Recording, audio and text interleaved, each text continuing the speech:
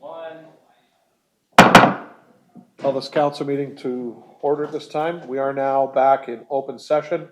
If I could have councillors Bodnar and Hoyle move that council rise and reconvene from closed session at 6:31 p.m. with report. Two items, 4.1 approval of closed session minutes, that the regular council meeting closed session minutes dated April 14th, 2026 be approved. And 4.2 staff reports, that report 2026-66 be received, that the Director of Development and Business Enterprises follow the direction provided in closed session in accordance with the Municipal Act. And just to reiterate, Councillor Elliott does have a conflict, so he won't be voting on that. All those in favor? That's carried. At this time, if you are able, please rise for our national anthem.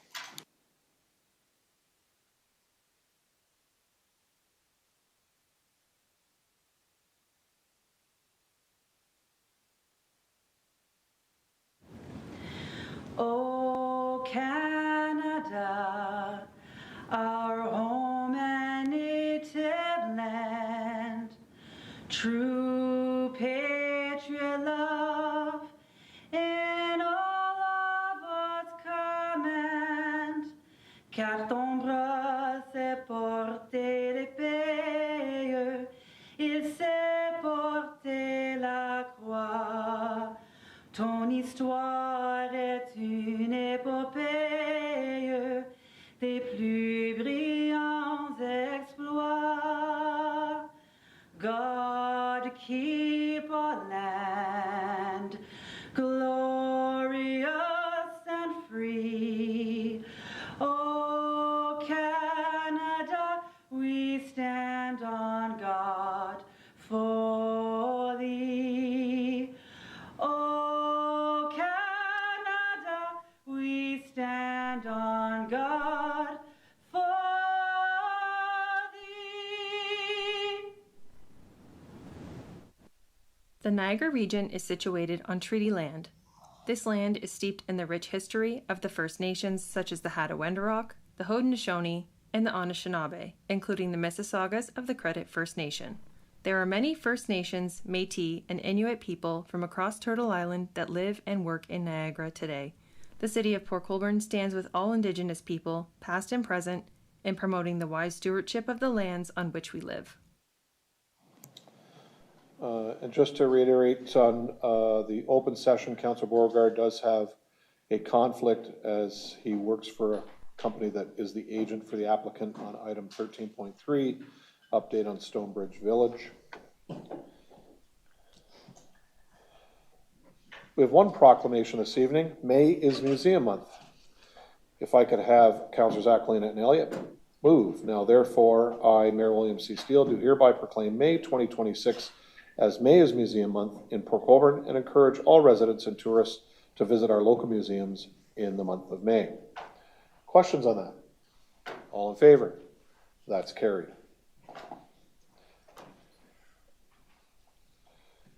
Under presentations this evening, Council, under 9.1, we have the grant award presentation. We have Chair B. Kenny is here, as well as the rest of the committee. If Councillor Aquilina, Councillor Hoyle, and Brenda Hames will join me at the podium.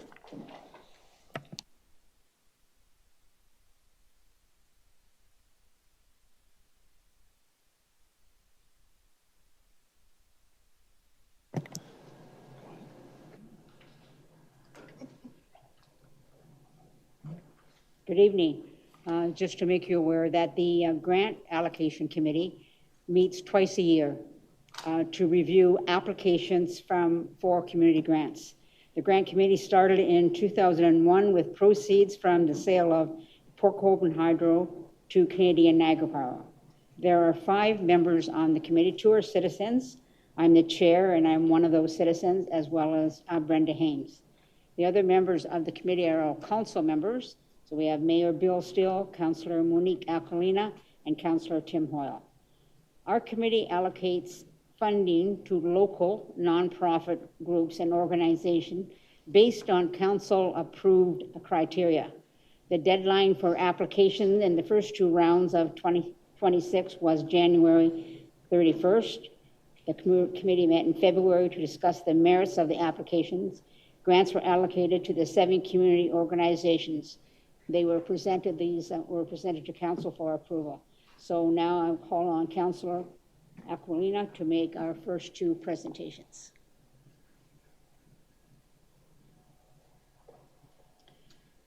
Thank you, Chair Kenny.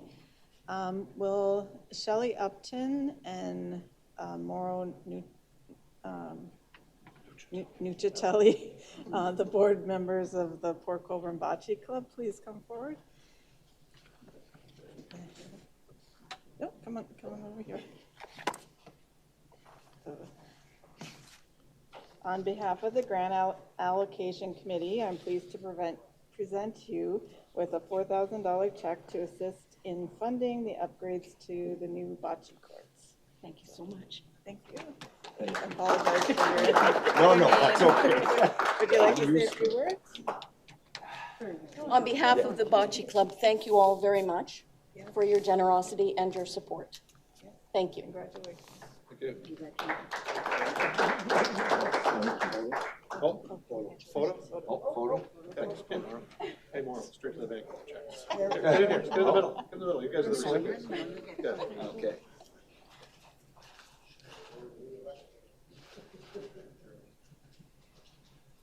Thank you. Thanks, guys. Okay. Next, if I could have Louise Valios, the founder of Strong Hearts Program, to come forward.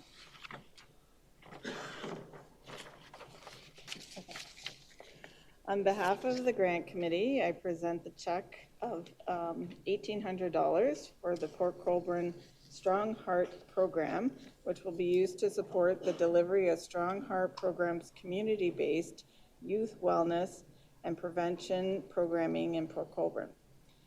Grant funds will be directly offset programming delivery costs, ensuring accessible, trauma-informed, and culturally responsive programming for children and youth. So, congratulations. Thank you. And then say a few words. Yeah. On behalf of Strong Heart Program, I truly appreciate your generosity, support for funding and for funding the youth and for their future. Initially, for I'm screwing up. I'm sorry. I wasn't prepared. I'm sorry. Louise, Okay, I'm sorry. Get a Do you photo? mind if I get a photo as well? Or? give that to Jazz, she'll take that for you.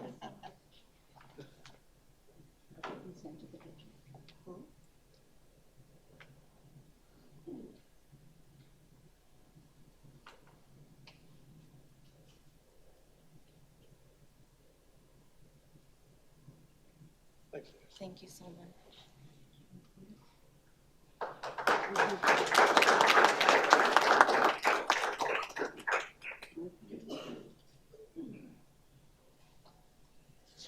Okay, I'm now going to call on Councillor Hoyle to say a few words and to tell you who's the next recipient. Thank you, Chair Kenny. Will Jeanette Martin, President of the Port Colborne Optimist Club, please come forward. On behalf of the Grant Allocation Committee, I'm happy to present this check for $4,000 to the Port Colborne Optimist Club to support 2 of the large events that the club holds: Father's Day,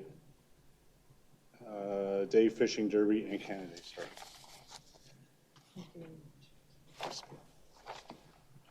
On behalf of Jeanette Martin, which is our chair, and all of us at the Port Colborne Optimist, we wish to say thank you, and we will make Port Colborne proud.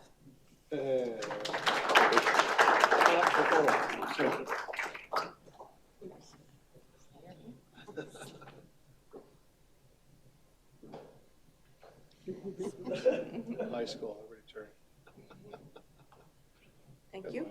Thanks. Thank you very much. Thank You're very welcome. Next, can I have Will Tex Kaiser, the Poppy Trust Fund, Chairman of the Royal Canadian Legion Branch 56. Please come forward. On behalf of the Grant Committee, I'm happy to present a check for $1,500 to the Royal Canadian Legion Branch 56, who support veterans and their families by providing financial assistance, fostering remembrance, and ensuring that those who served are never forgotten. Thank you.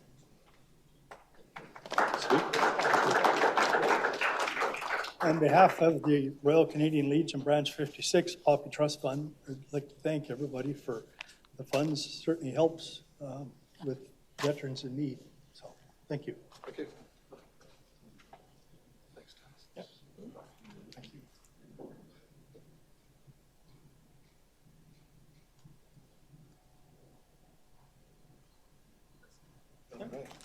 Thank you. Thank you. Thank you, Councillor Hoyle. Now we're going to call on another member. That's Mayor Steele, and he'll present the next check to our recipient.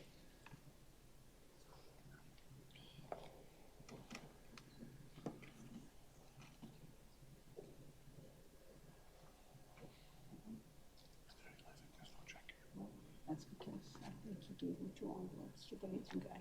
Oh, did it? There it is.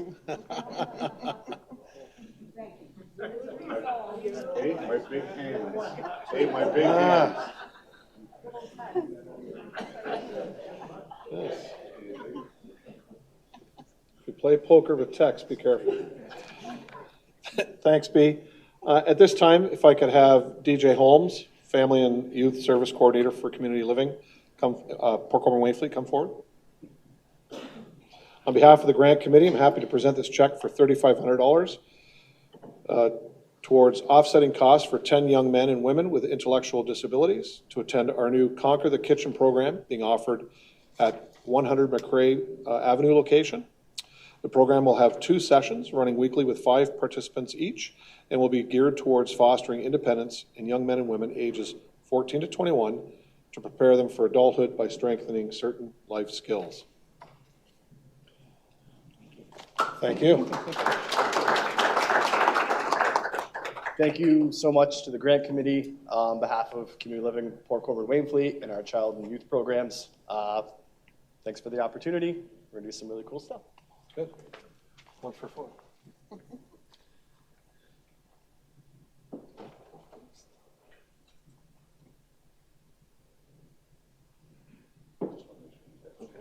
Thanks again. It's good seeing you. Do the last 2. You do the last 2. Oh, thank you. Thank you. It's easy. Cheryl. Okay, so I'm going to present the last 2 recipients. Is anyone here from Port Cares? Come on up. The Grant Committee has allocated $4,000 towards this grant to be the Port Colborne Cares Reach Out Center operational costs. Port Cares is a grassroots community group in Port Colborne, well known for their charitable to help the poverty relief programs operating out of 61 Nickel Street, known as the Reach Out Center. So on behalf of the committee, I'll make sure you want to get 1 check. Just the one. Yeah, just the one. Yeah, just the one. But thank you. And thank you. Thank you so much.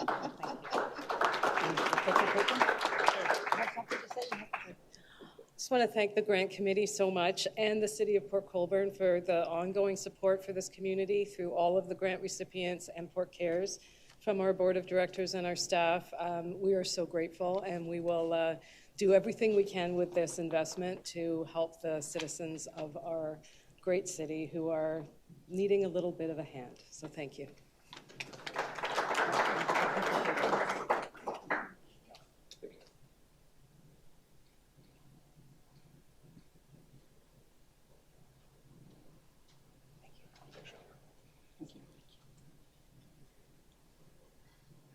Our final allocation is to Niagara Nutrition Partners, where Jordan Mamalidi, is he here?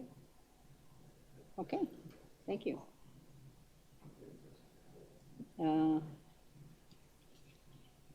Perfect, come on up, thank you.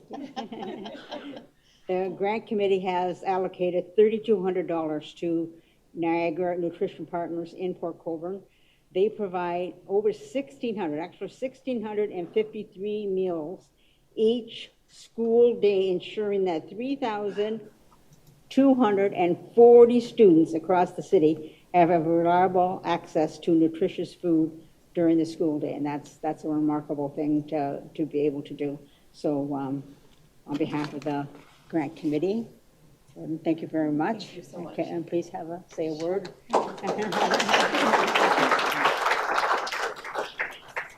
So on behalf of Niagara Nutrition Partners, thank you so much to the grant committee for your investment in student nutrition, and we will continue to feed as many students as we can with these funds. So thank you. Thank you. Come on, guys. Photo. I brought some students. Good.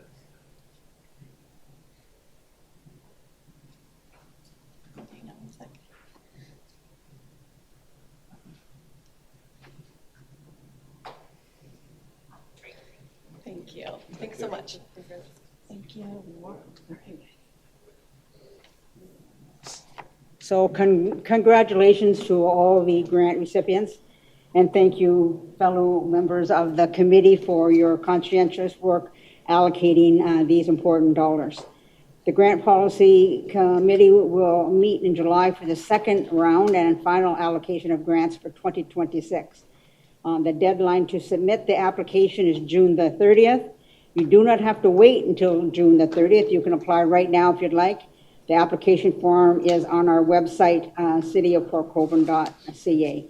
And just remember, listeners, that all this made be possible through funds from the sale of Port Colborne Hydro. That went back to the citizens, so that's very good. So thanks.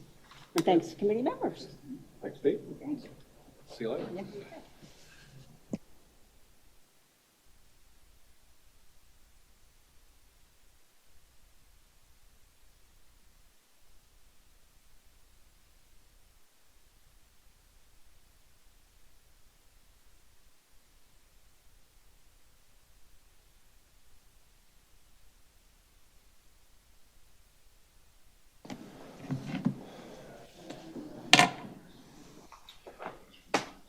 Next up is the mayor's report. Council will consider several strategic staff reports focused on strengthening Port Colborne's future.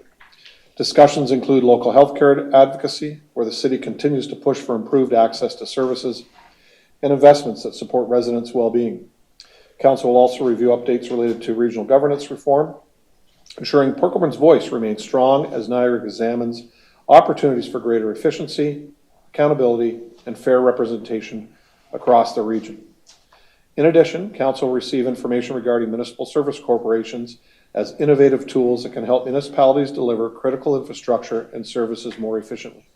These models may support future growth opportunities, economic development, and long-term affordability for taxpayers. Together, these reports reflect Council's continued focus on smart governance, strong services, and building a prosperous future for Port Colborne. The City of Port Colborne extends its sincere thanks to the St. Lawrence Seaway Management Corporation and all the crews involved for their swift response and dedicated efforts in reopening Bridge 21 following last week's vessel strike. We appreciate the attention given to restoring this important transportation link as quickly and safely as possible, and thank everyone involved for their professionalism and commitment to our community. Yesterday, we raised the white ensign at City Hall in honor of Navy Week and the brave Canadians who served during the Battle of the Atlantic. This act of remembrance recognizes the more than 4,000 Canadian sailors, merchant mariners, and airmen who lost their lives at sea. The Royal Canadian Naval Association, Niagara, will also host a waterside commemoration service on Sunday, May the 3rd at 1 p.m. at the Canadian Corps Association, 70 West Street, Port Colborne. And for more information, you can contact rcna.niagararegion@gmail.com or www.rcnniagara.com. So that's this Sunday, May the 3rd. Last Thursday night, we celebrated our dedicated volunteers at the annual Volunteer Appreciation Dinner, where we had the opportunity to say thank you. Being able to recognize and thank the many volunteers that help manage events, maintain facilities, and keep programs running is something the city takes great pride in. Many of our volunteers receive their 5, 10, 20, 25, and 30 years of service pins. Additionally, on April 18th, we celebrated the achievements of our volunteer firefighters at the annual Volunteer Firefighter Appreciation Banquet. And congratulations go out to volunteers Sarah Colbuck and Kyle Roy on reaching 5 years of service, and to Jeremy Worrell on reaching 20 years of volunteer fire service with Port Colborne Fire and Emergency Services. Thank you to all our volunteers for your continued dedication and service to the community. We couldn't do it without your support. And for those that would like to volunteer and join our volunteer team, please email volunteers@portcolborne.ca. That's volunteers@portcolborne.ca.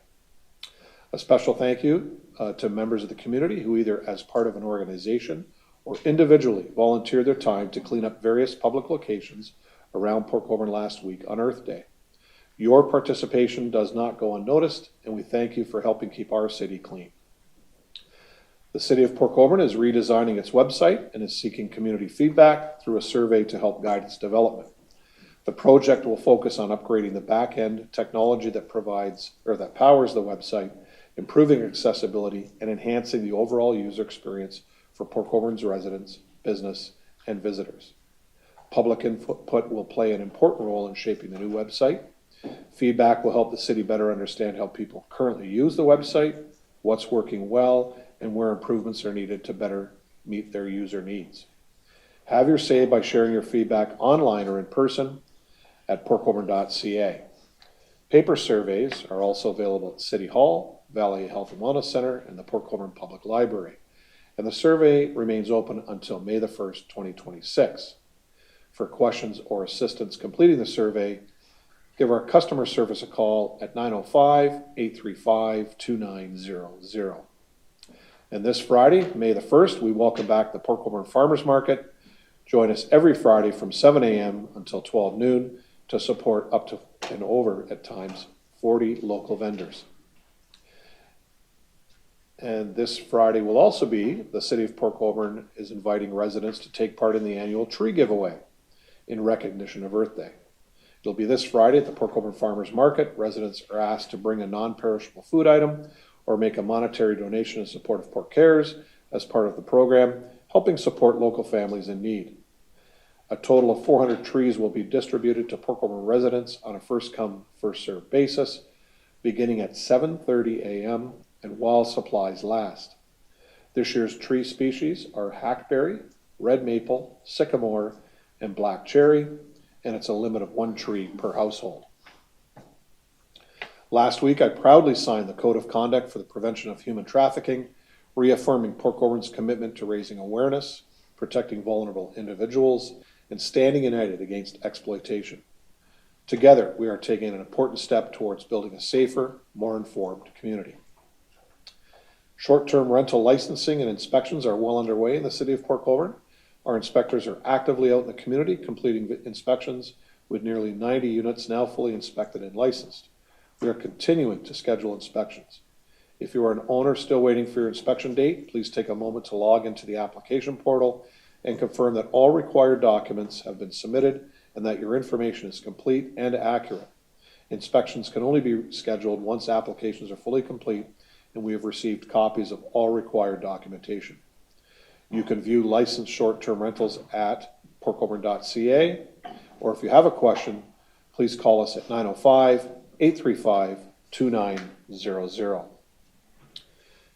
And as we did earlier in the proclamation, May is recognized across Ontario's Museum Month, an annual celebration led by Ontario Museum Association to highlight the important role museums, galleries, and heritage sites play in our communities. It's an opportunity to recognize how these institutions preserve history, inspire lifelong learning, and foster community pride and engagement. Museum Month also acknowledges the broader impact museums have through education, inclusivity, tourism, and local economic development. In Port Colborne, the Historical Marine Museum, unique heritage and sharing stories that connect residents and visitors to our city's past. Recognizing Museum Month in Port Colborne helps celebrate for our local museum and the important cultural role it continues to play in strengthening our community. The Port Colborne Garden Club was involved in hosting the District 9 Horticultural Association Spring Annual Meeting on Saturday, April 25th, 2026 at Maple Meadows Farm in Port Colborne. Alongside the Ridgeway District Garden Club, the event featured guest speakers Heather Swan and Sean James with a focus on drought-tolerant and native gardening. This past Saturday, I attended to extend congratulations to the Port Colborne Garden Club, who is turning 126 years this year, on the occasion of its annual general meeting, and offer sincere appreciation to all members for their continued dedication to beautifying our community. Through their passion, volunteerism, and commitment to horticulture, the club helps Port Colborne be greener, more vibrant, and welcoming place for residents and visitors alike. And again, best wishes for another successful year ahead. There were all 12 municipalities were represented there, as well as Dunnville from Haldeman, Norfolk. They had well over 200 attendees. It was a full day of programming for the whole organization from District 9. So it was really good to see a lot of people from out of town coming into Port Colborne. And this concludes my mayor's report this evening. Any questions? Seeing none, Councillor Badaway. Thank you, Mr. Mayor. A couple things. First off, I do want to say that, and I know council as well as staff, in particular staff, has been working on the next steps with respect to the governance structure here in the region of Niagara. So I do look forward to working with both staff as well as council to look at next steps as it relates to the operational plans that you might have, as well as attached to that is the capital plans in terms of where we see ourselves post-November with respect to regional government, and more in particular as it relates to the city's role as it partakes in not only discussions as it relates to the city of Port Colborne, but overall throughout the entire region. Secondly, I wanted to make mention of something that you're going to be dealing with tonight, which is the Community Health and Wellness Action Plan. I first want to express my appreciation as a citizen of Port Colborne to all those that have been participating on the committee, as well as at the meetings, both formalized by council, but as well as some of the folks that I have behind me here that have been participating on their own time to really ensure that the equitable services that we expect here in the city of Port Colborne are not only going to be maintained, but quite frankly enhanced. A couple comments on the Health and Wellness Action Plan that I do want to make, because I know you're going to be discussing it tonight, and I do want to take this liberty to actually give some thoughts to it. First off is that great work on gathering the information, great work on including the entire community and those from outside of the community on gathering that information, as well as now putting this plan together. Renee, well done to you and your team, as well as all those that you're working with. It's a great start. But frankly, there's next steps that have to be imminent with respect to putting together an operational plan, attached to that a capital plan, and attached to that governance structure. I guess from, again, my point of view as a citizen, but as well as a regional councillor, and hopefully a continued participant in putting this action plan into life, is first off to turn each priority that's identified within the action plan into a delivery framework. Second to that is building a central healthcare delivery dashboard so that you as members of council, the future council, as well as those throughout the community, will be able to go onto that dashboard and really gauge not only the KPIs, but also the operations as it is expected to be delivered here in the city of Port Colborne. Thirdly is to create the flagship projects that are identified within this plan, ensuring that the Port Colborne Health Hub, the South Niagara Mobile Care Unit, the virtual on-call care pilot, the medical transportation network, as well as the aging at home programs are actually put in place. Those are the flagship programs that I'm referring to, and I think that's the low-hanging fruit to start off. But again, by putting that operational plan in place, those will be put in place sooner rather than later because they're well needed and well overdue here in the city of Port Colborne in terms of those programs being enhanced. Next is aligning the funding streams. Critical, very important to ensure that the province understands what that operational plan is, ensure that those partners that are going to be participating in the capital requirements, not just the province, the federal government, as well as those contributors throughout the region and, of course, within our municipality, understand the alignment of the expectation when it comes to the capital side of it with respect to funding streams, but as well the operational side, especially as it relates to the provincial commitments to not only the primary care that's identified in here, but also the expectation of intermediary care to continue here in the city of Port Colborne. Formalizing the advocacy strategy, how council, the mayor in particular, as well as your team, are going to advocate for that, to advocate for the annual operating funding from the province, the capital funding expected to come in from both levels of government between the province and the federal government. And of course, with that, aligning services that are here in Niagara right now. The Niagara, I won't call it the health system because I think it's more of a hospital system than it is an overall health system, because quite frankly, that's what their mandate is to be 3 hospitals.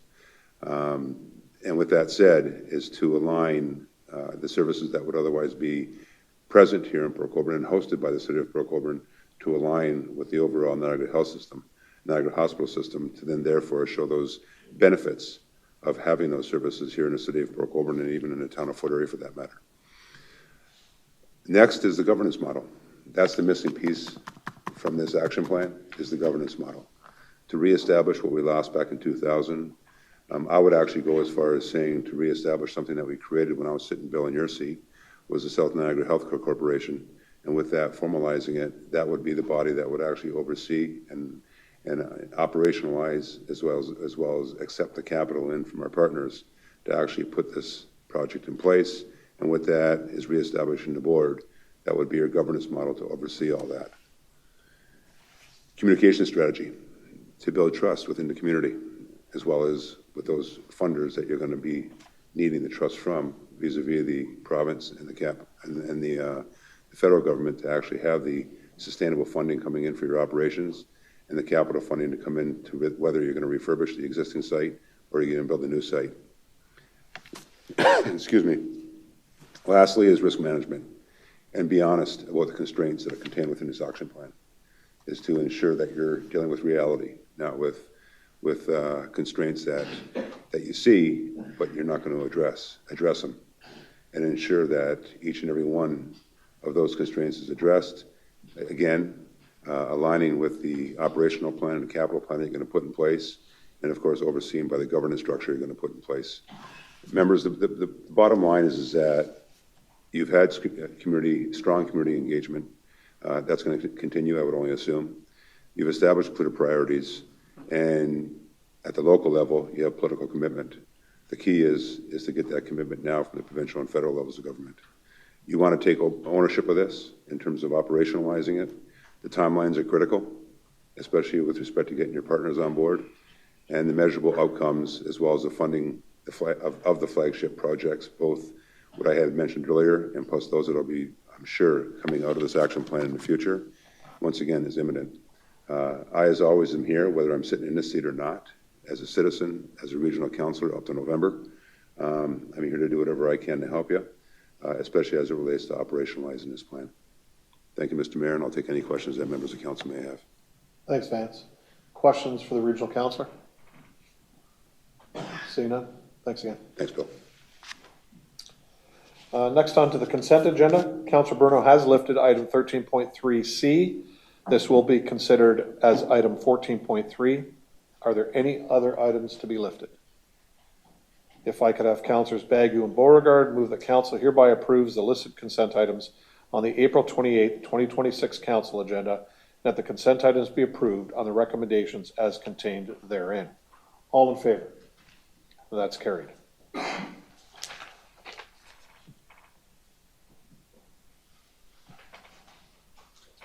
So under the 3 items for 14 is 14.1, our Community Health and Wellness Action Plan. At this time, we'll turn this over to our Senior Health Advisor, Renee Bisson, to provide us with our presentation. Renee, thank you. Thank you. Good evening, Mayor, members of Council, senior staff, Regional Councillor Badaway, Fire Chief, and the community members who have joined us here in person today, as well as those who are joining us virtually.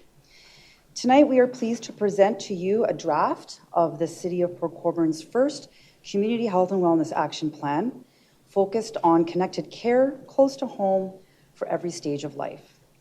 The work to develop this plan has been guided by the citizen-led Healthcare Advisory Committee and is grounded in extensive community engagement, expert analysis, and decades of local healthcare history. It reflects what our residents have told us clearly. Access to care is getting harder, and the system is not working for everyone. And while municipalities don't deliver health care, this plan shows how we step up, lead locally, and work with our partners to improve access and outcomes for our community.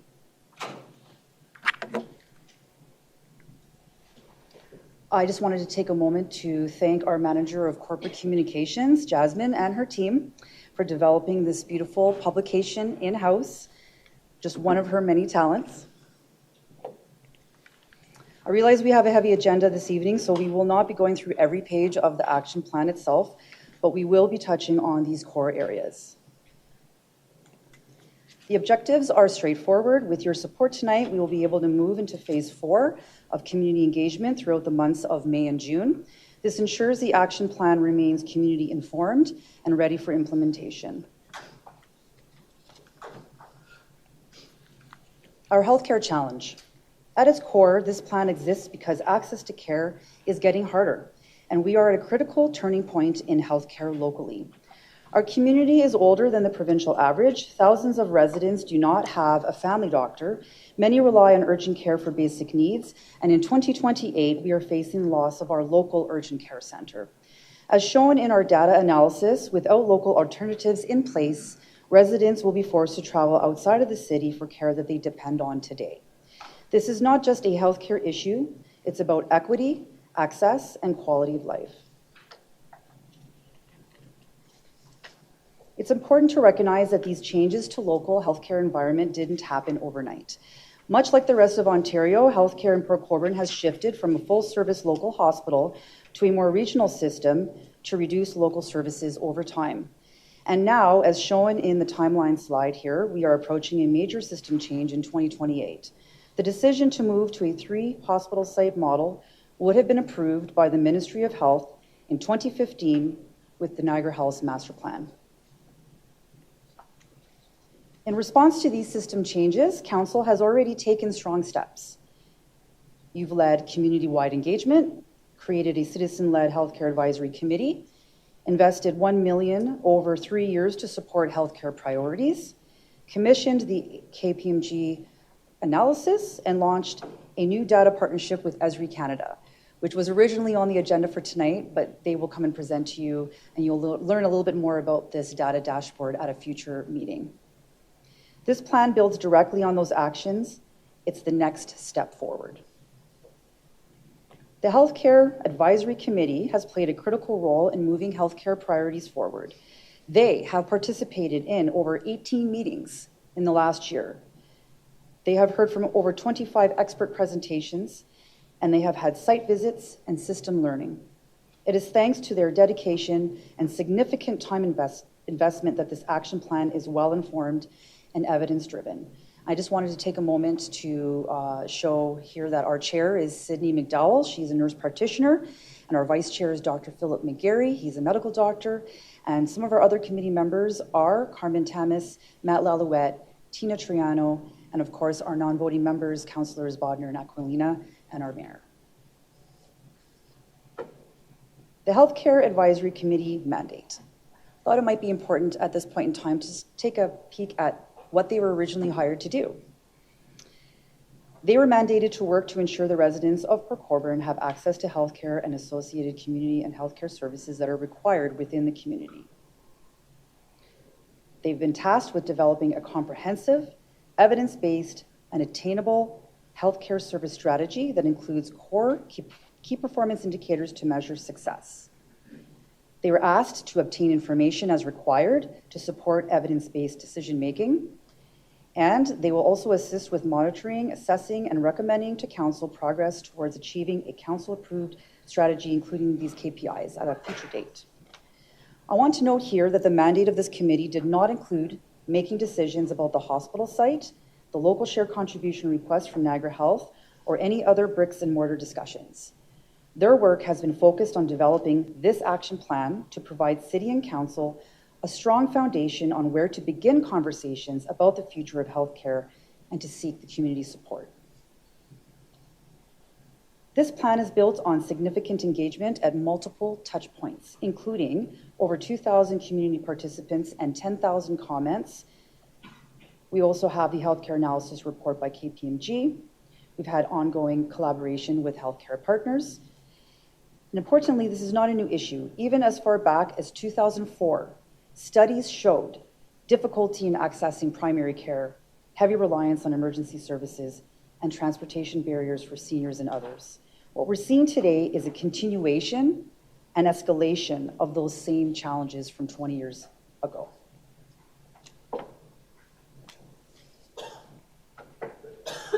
Our vision for healthcare in Port Colborne is simple and strong. Connected care close to home for every stage of life. And our purpose is to improve access to timely, barrier-free healthcare for all of our residents. This is supported by guiding principles, quality care, timely access, people-centered services, fair access, and long-term sustainability.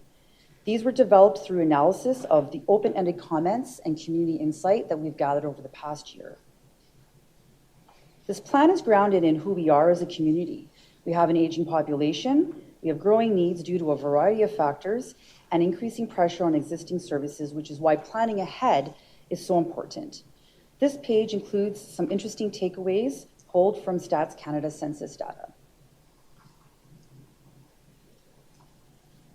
It's important to be clear that the city does not deliver healthcare, but we do play a meaningful role by bringing partners together, supporting community-level services, influencing planning decisions, and advocating for our community.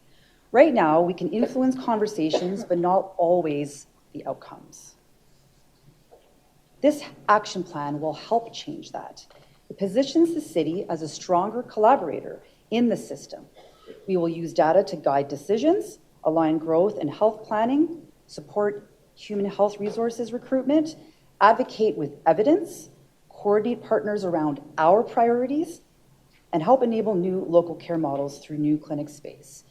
And the reason why I have that juxtaposed with the health system pyramid is so that you could see that municipalities do not exist in the health system pyramid. But that doesn't mean that we don't have all of this amazing, incredible influence that we can add to these conversations.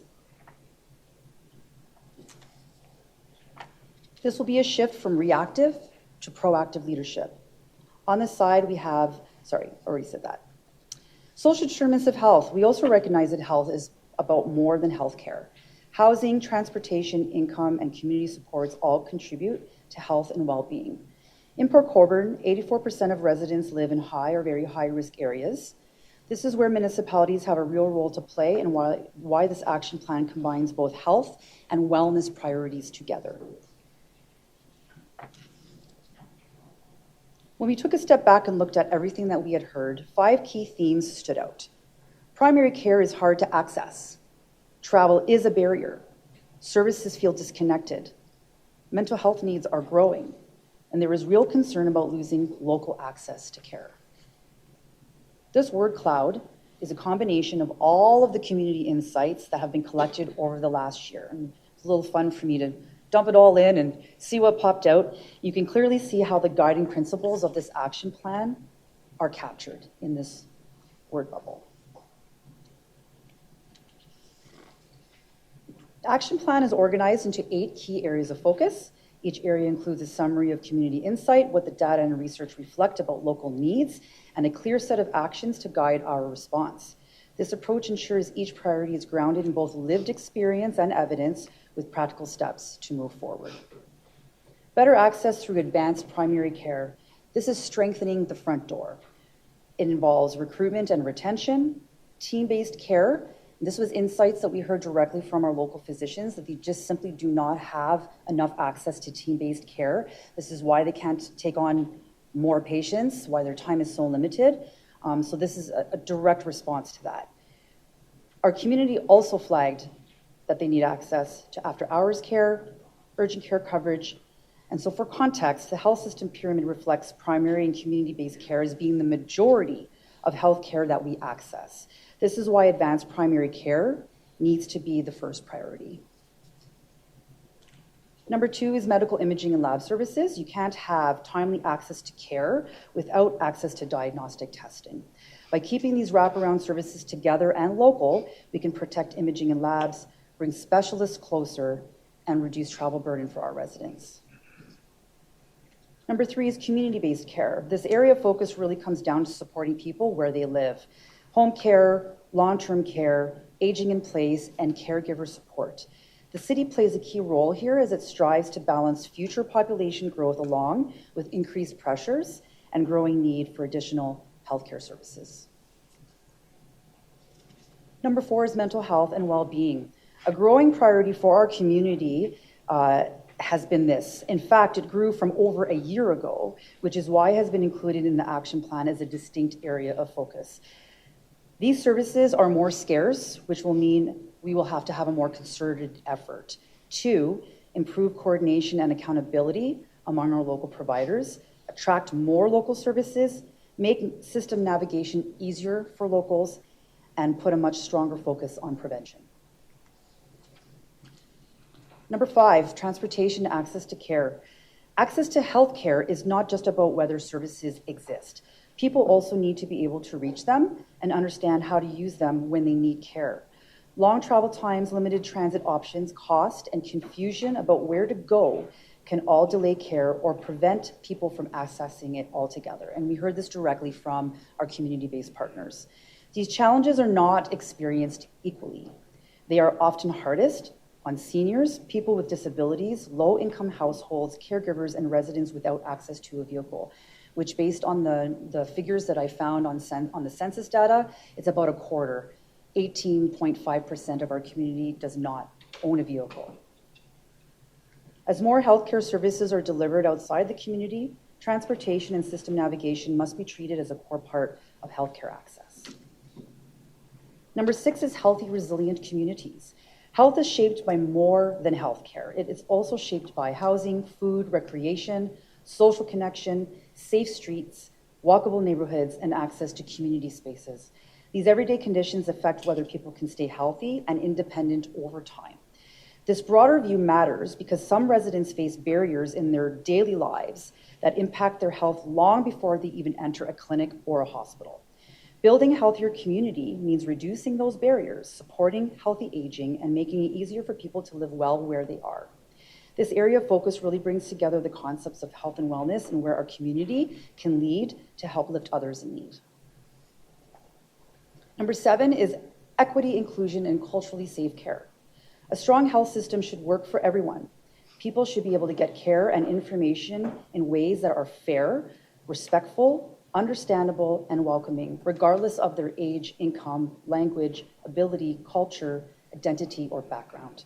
This includes making sure healthcare planning reflects the needs of residents who may face barriers or are underserved. It also means recognizing that trust matters. People are more likely to seek care, ask questions, and stay connected to services when they feel respected, understood, and included. Port Colborne has 2 distinct priority populations recognized by the province, that is Indigenous and Francophone communities. This area of focus will include multiple business cases to help support that work and measure progress. And number 8, community voice, accountability, and advocacy. Healthcare planning is strongest when it's guided by local experience, good information, and clear follow-through. This role should be carried out in a way that is open, practical, and accountable.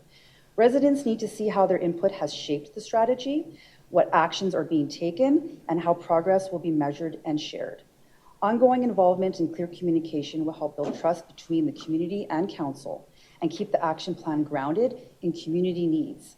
While the city does not deliver or fund healthcare, it plays an important role in listening to residents, bringing partners together, advocating for local needs, and tracking progress over time. These are the commitments made to our community in that final area of focus. I've included this slide here just so we can get an idea of how much community engagement we have already undertaken.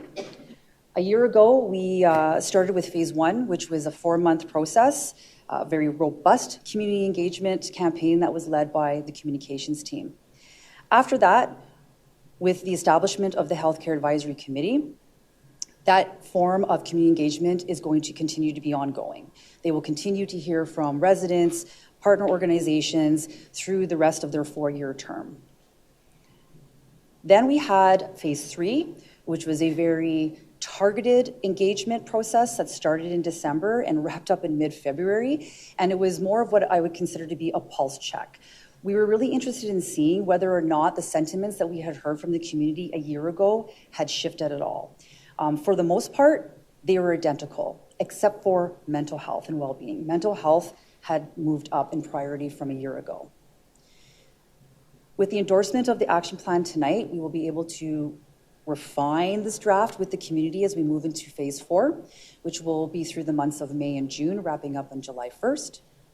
And then the 5th phase will be moving this plan into action through implementation, business cases, and any form of engagement that's required in order to make it work. Oops. Just to share quickly, we intend on launching this phase 4 of engagement on Friday, which is May 1st, firstly with a new survey. And we will have that available, as always, at key locations around the city. If there is a community organization that would like some paper-based surveys to be dropped off, please reach out to me directly. We will also have a recorded online information session available on the city website. I will also be presenting to a variety of local community groups throughout those months as well to do targeted focus group sessions with them. And then lastly, our open houses. We've got 2 Wednesdays here in council chambers, May 20th and June 24th from 2 to 6, and then at the Valley Health and Wellness Center on the Thursdays from 3 to 7 on May 21st and June 25th. Just want to take a moment here to acknowledge the contributors to this report.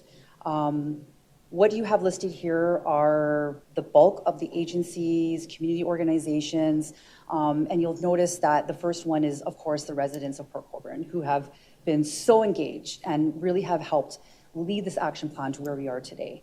Secondly, Port Colborne Health Coalition. I don't think it's debatable that they have put in more time than anybody in this effort. Anything from fundraisers to kitchen parties. They have worked really, really hard to bring this information out into the community.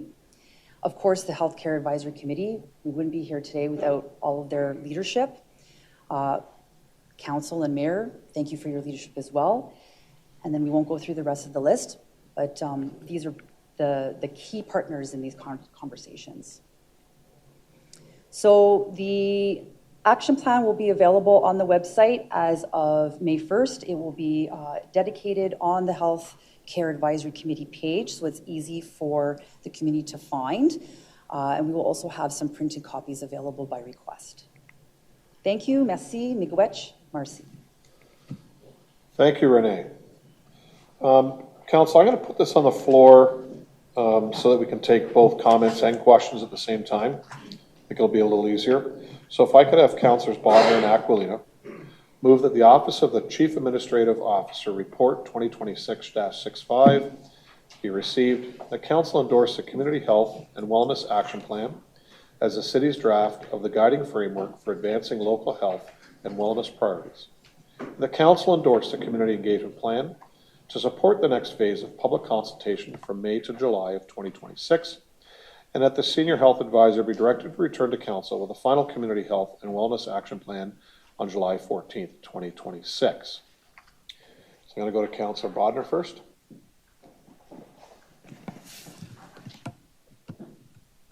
Thank you for the presentation, Renee.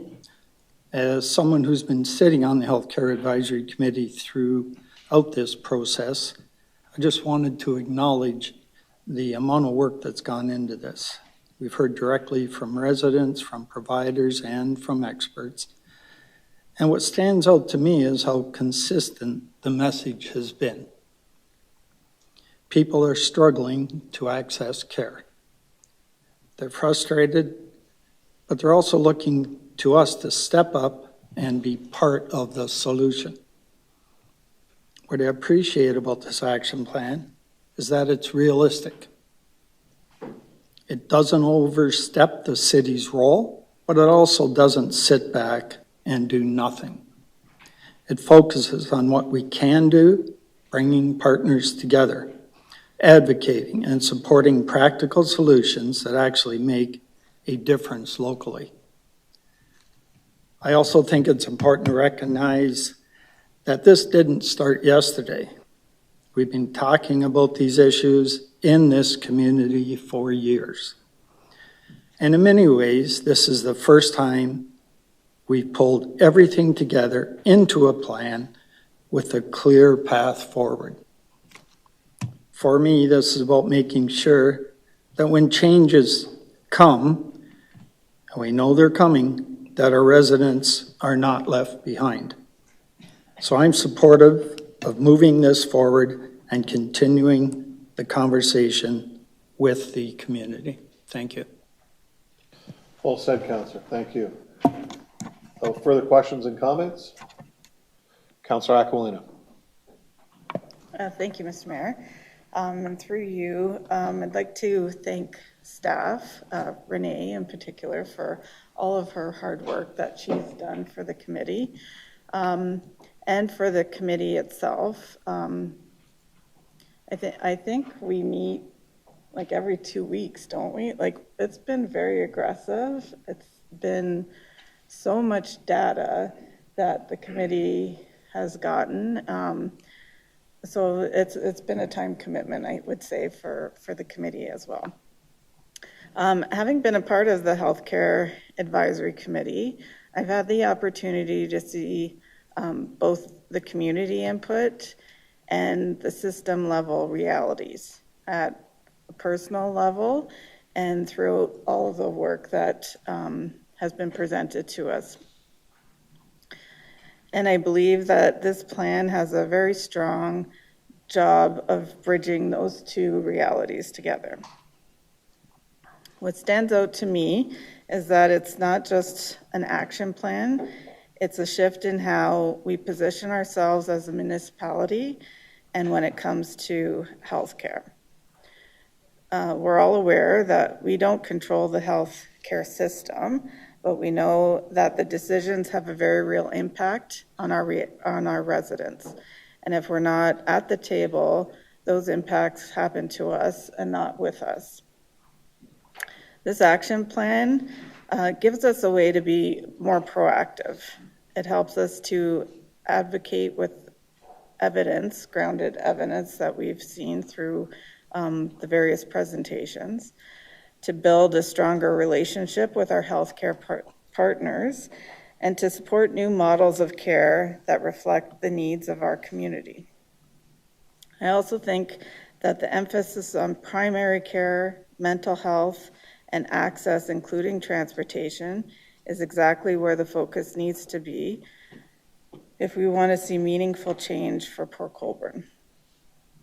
Personally, this is about making sure Port Colborne has a clear, unified voice going forward, and that we are ready to work with the province and our partners to find solutions that actually work for our residents. I'm looking forward to seeing this move into the next phase of engagement for the community. Thank you, Councillor. Councillor Bruno. Thank you, Worship. Great bit of work here by the team, by the council representatives, by that long list of contributors. For me, I'm a numbers and data junkie, so I love this stuff. And I think, you know, when it's evidence-based, you can get, you certainly have the opportunity, I'll say it that way, to get better solutions. One of the things I'm wondering, though, is that when I look at the steps in our action plan, in other words, the blue highlighted ones, there's 46, if you count those pages. And so my concern is the next piece in communicating this. And I see the communication plan, which are many of the the things that work out there, the open houses, those kind of engagements. But I'm concerned that, in this debate on this subject, it really affects everybody. And when I cross-reference that with, social determinants of health, I'm concerned that there's a large population in there where this is going to affect those people the most. But that may be a tough audience to communicate 46 points. Now, there's a half a dozen great advocates in this community, and some work with some disadvantaged communities, and they ensure that that message gets out. But you have a busy message, and you have 46 points, and there's an audience that may not understand this to the full extent that it needs more of a one-on-one or small group. And so I'm wondering, I think the data gathered is inclusive of everything because all the agencies contribute to it. But now when it flows back out for comment during this period, how does it reach the average person out there, and in particular, the ones that may need a lot of these changes the most, that it addresses their needs, when it's not just us talking heads and data junkies and people that have lived, breathed this for a long time? How do we become inclusive to that population and make sure that we're listening to their comments, not just our own or the professionals? Renee? Through you, Mayor, thank you for an excellent question, Councillor. Every time we had a partner come and present to the committee, we asked them those questions. What is the best way to engage with your clientele or this particular group or this particular audience? That's why in this phase of engagement, you'll notice that I mentioned that I will be doing a lot of focus groups. We are doing a broad community engagement campaign. However, to do the deep dive and to know that this information is getting in front of those audiences, it's going to require very specific engagement plans. So, I use the word business case, but the business case is going to be a lot more than just that. When we talk about priority populations, and I hear you when you say there's a lot of actions here, not everybody is going to be as interested in some actions as others, right? I think what the data tells us is who are the ones that have the most barriers, and that those are the groups that need to be prioritized. So where I see the city having a lot of success here is really leveraging the partnerships that we've been building over the past year. And I have to be honest, we didn't get a single no. Everyone is willing to work with us on this. So if I could so on these types of open houses, is that the forum where you're going to reach out to those populations to come to them? I just don't want them to feel either intimidated or that this is over their head for some folks, because they're the ones that really need it. And I suppose at the end of the day, as long as you focus group them and you've got them included in the data, the solutions should suffice. But I'm always concerned that, we hear the people that make the most noise, and are we including everybody? So I think that, you can't get this perfect in reaching everybody, but I think you've given it as best a chance as we've ever had. And I'd have to say this is probably one of the best things I've seen in all my years of council in terms of the amount of effort, research, evidence, cooperation, and ultimately, if after this somebody's not listening, I would say shame on them. Renee? Thank you. So, because we are new in this business, I'll once again say that we will not be successful without leaning on our partners. I can give you a few examples. Bridges. Bridges knows their clientele very well. And so, this is going to take me sitting down with Tara Lee and her team to talk about how do we get this information out to your clientele? It's going to have to be customized, and I would argue that we absolutely have to show metrics, especially on these groups. Francophones, disabilities, First Nations communities. So we will have to engage with the agencies that service those communities first and foremost, develop an engagement plan that's holistic, and then work with our partner to ensure that we're getting the measurable results that we require in order for this plan to be successful. It has to happen. And I'm confident that we will get there. Community engagement is all about time. And, thanks to this council and mayor, we have 2 months.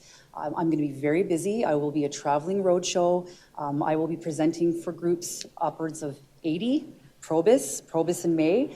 And then some of them might just be interviews with, a caseworker.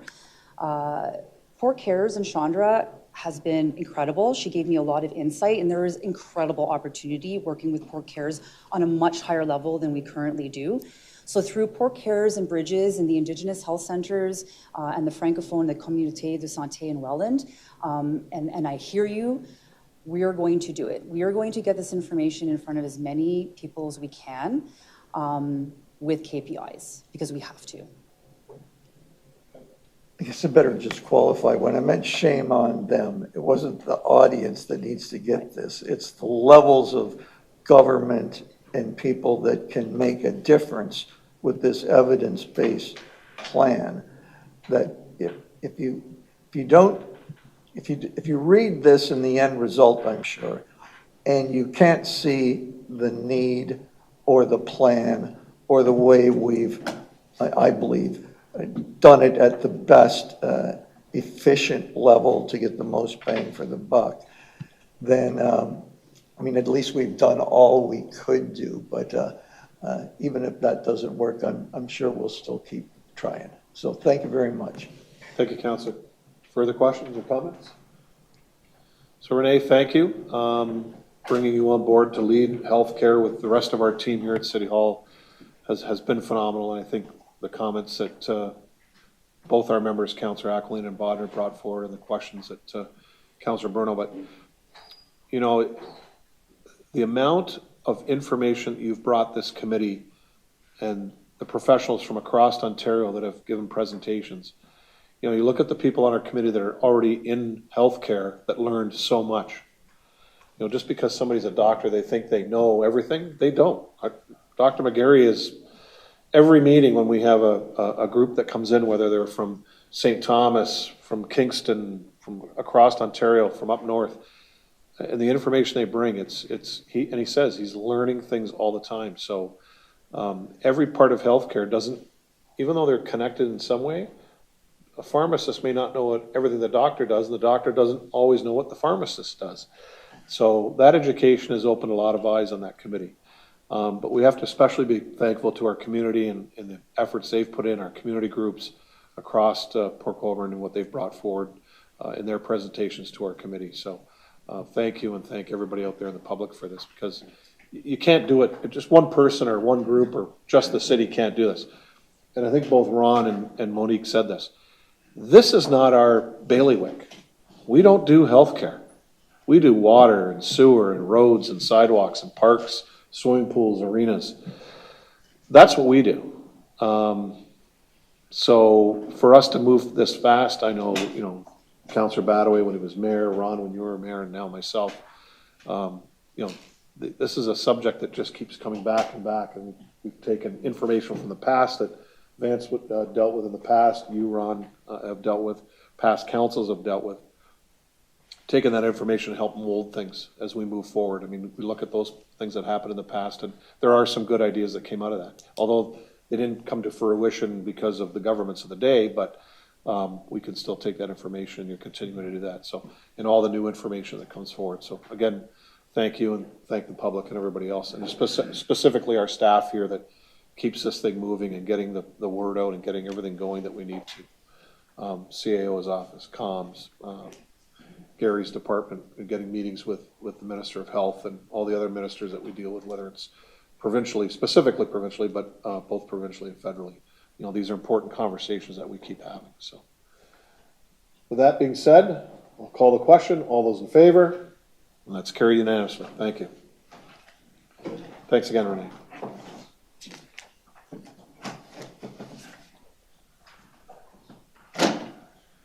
So next is our update on Niagara governance discussions and municipal service corporations, community input, and next steps. I'll turn this over to Manager of Communications, Jasmine Piesel-Graham, and our CAO, Brian Bowles, to give us a presentation on Niagara governance and municipal service corporations.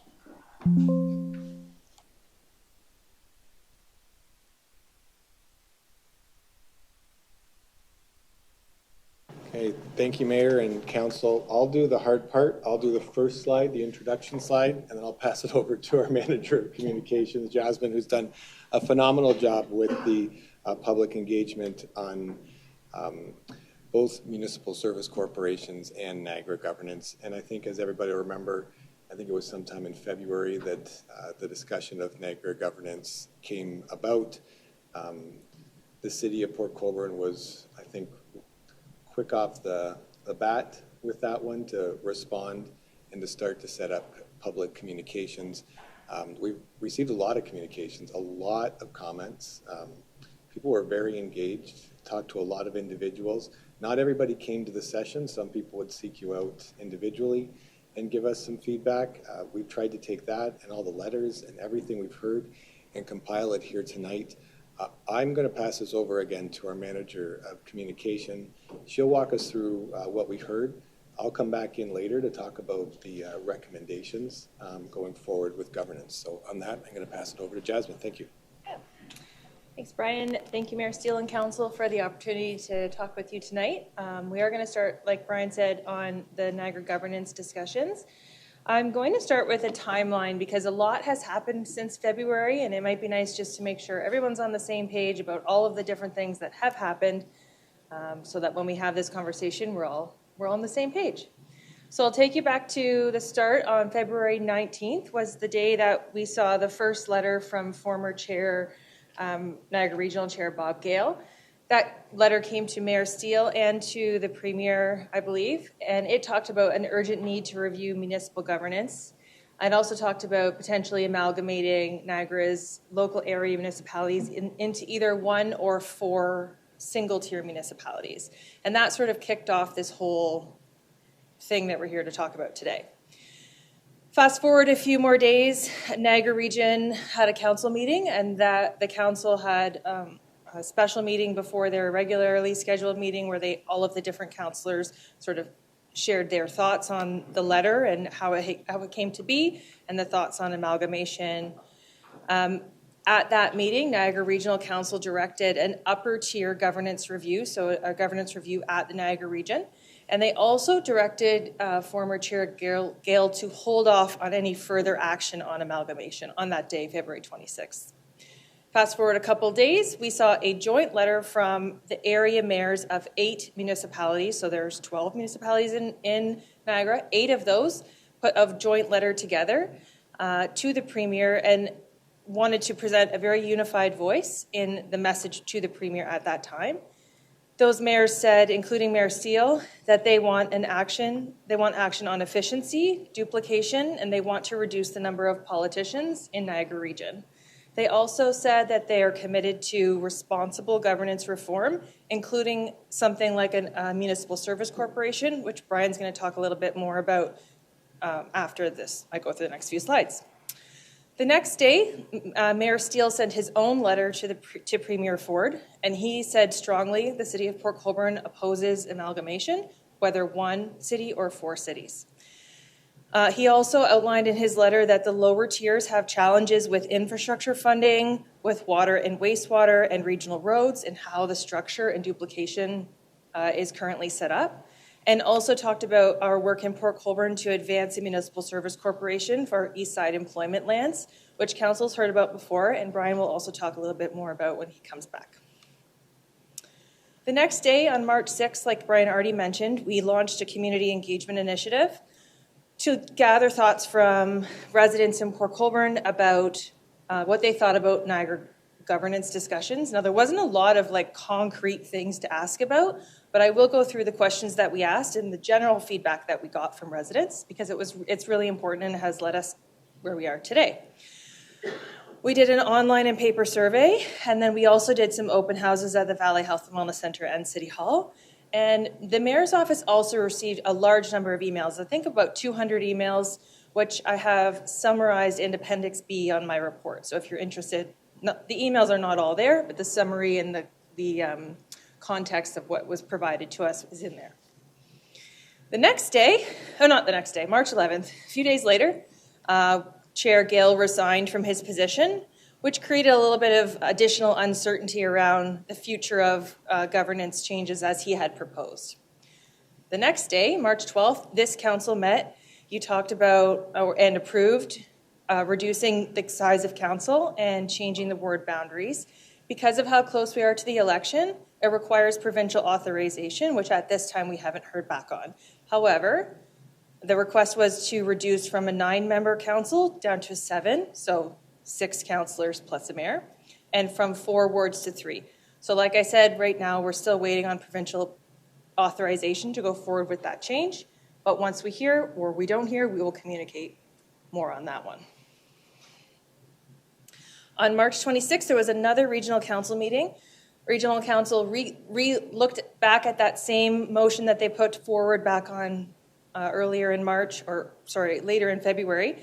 And they made a couple of small adjustments. They wanted to make sure that it was initiating a Made in Niagara reform, and also mentioned reducing the number of councillors, provided some more direction to their CAO. And it's because now the regional chair role was vacant or had an acting. On March 31st, there was another joint letter, this time from 9 mayors in Niagara, sent to Premier Ford. They talked about how some councils, including Port Colborne, had already reduced the number of elected officials on their council, or had already asked the province to do that reduction. That they noted that group supported weighted voting at the region and also supported potential transition of some regional services to boards or municipal service corporations, which was sort of an echo from that first letter, but once again putting that concept of municipal service corporations forward. A few days later, the Minister of Municipal Affairs and Housing introduced legislation that would result in regional council going down to 12 mayors plus a chair. So right now there are regional councillors plus the mayors. It would go down to just 12, and have an appointed strong chair and a weighted voting system. So that legislation hasn't passed yet, but it is out for comment right now in public. You'll see one of our recommendations in the report today Brian will speaks to that legislation and the comments that could come forward on that.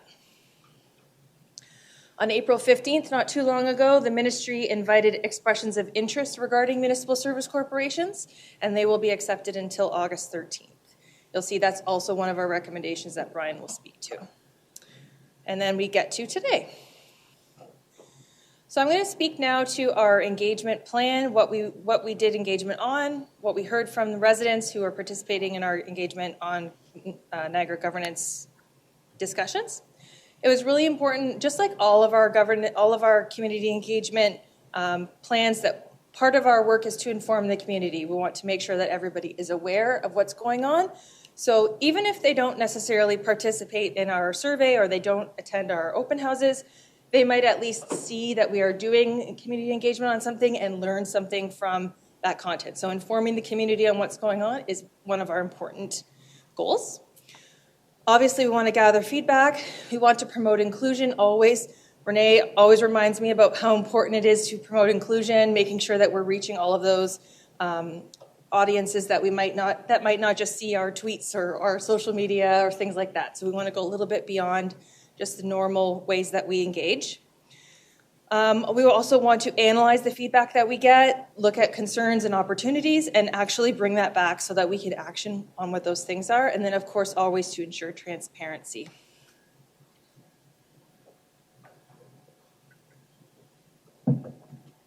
So this time, our community engagement activities for Niagara governance discussions included an online survey, a paper survey, and two in-person open houses. We collected comment cards and sticky notes and email submissions to the mayor's office.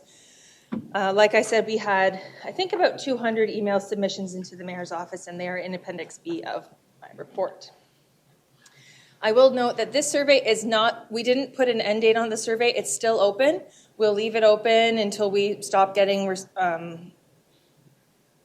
results, people responding to the survey. So it's still open, but I'm presenting results as of March 31st. So as of March 31st, we had 405 total survey respondents, which is quite good for this kind of a topic, for sure. Most of those were online, a couple, like 50, about 60 of them were in paper. We always make sure that we offer both because, like we said, inclusivity is important, so not everybody is able or interested in doing an online survey. Some people prefer to do it in paper. Also, people that come to our open houses do them in paper. Sometimes they just grab one and sit down at the open house and fill it out. It's a nice sort of captive audience there. Almost everybody that filled out the surveys from Port Colborne, so 94%. I'll tell you that the rest of that 6%, most of them either work or own a business in Port Colborne. So we have a very local audience here, which is what we want for these kind of questions. The open houses, 49 participants came to the open house at City Hall and 34 at Valley Health and Wellness Center. And we did some information interactive stations, which I took a couple of photos of, and we'll share them with you as we go forward here. So I'm not going to go through every question on the survey. I did want to just highlight a couple of key results and key things we wanted to point out. So this question asked, how important is it to you that Port Colborne maintains its status as an independent municipality? And we see 85% of people saying they felt that it was either very or somewhat important to be independent as Port Colborne. And we didn't say, does this look at like a single tier or a two-tier, but people want Port Colborne to be Port Colborne. This photo is of one of the interactive boards from the open house.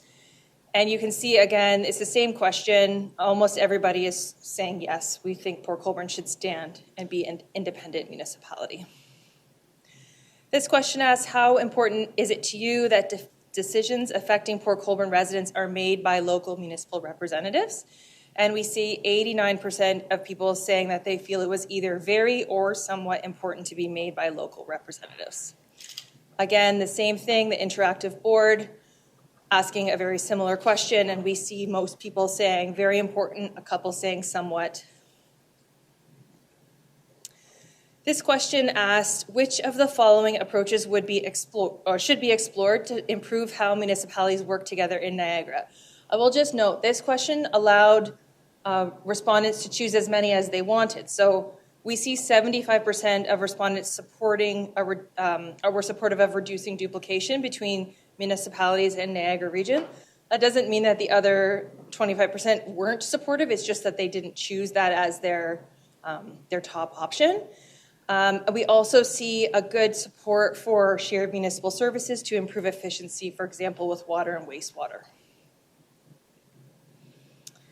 This question, what should be Port Colborne's top priority in discussions about governance reform?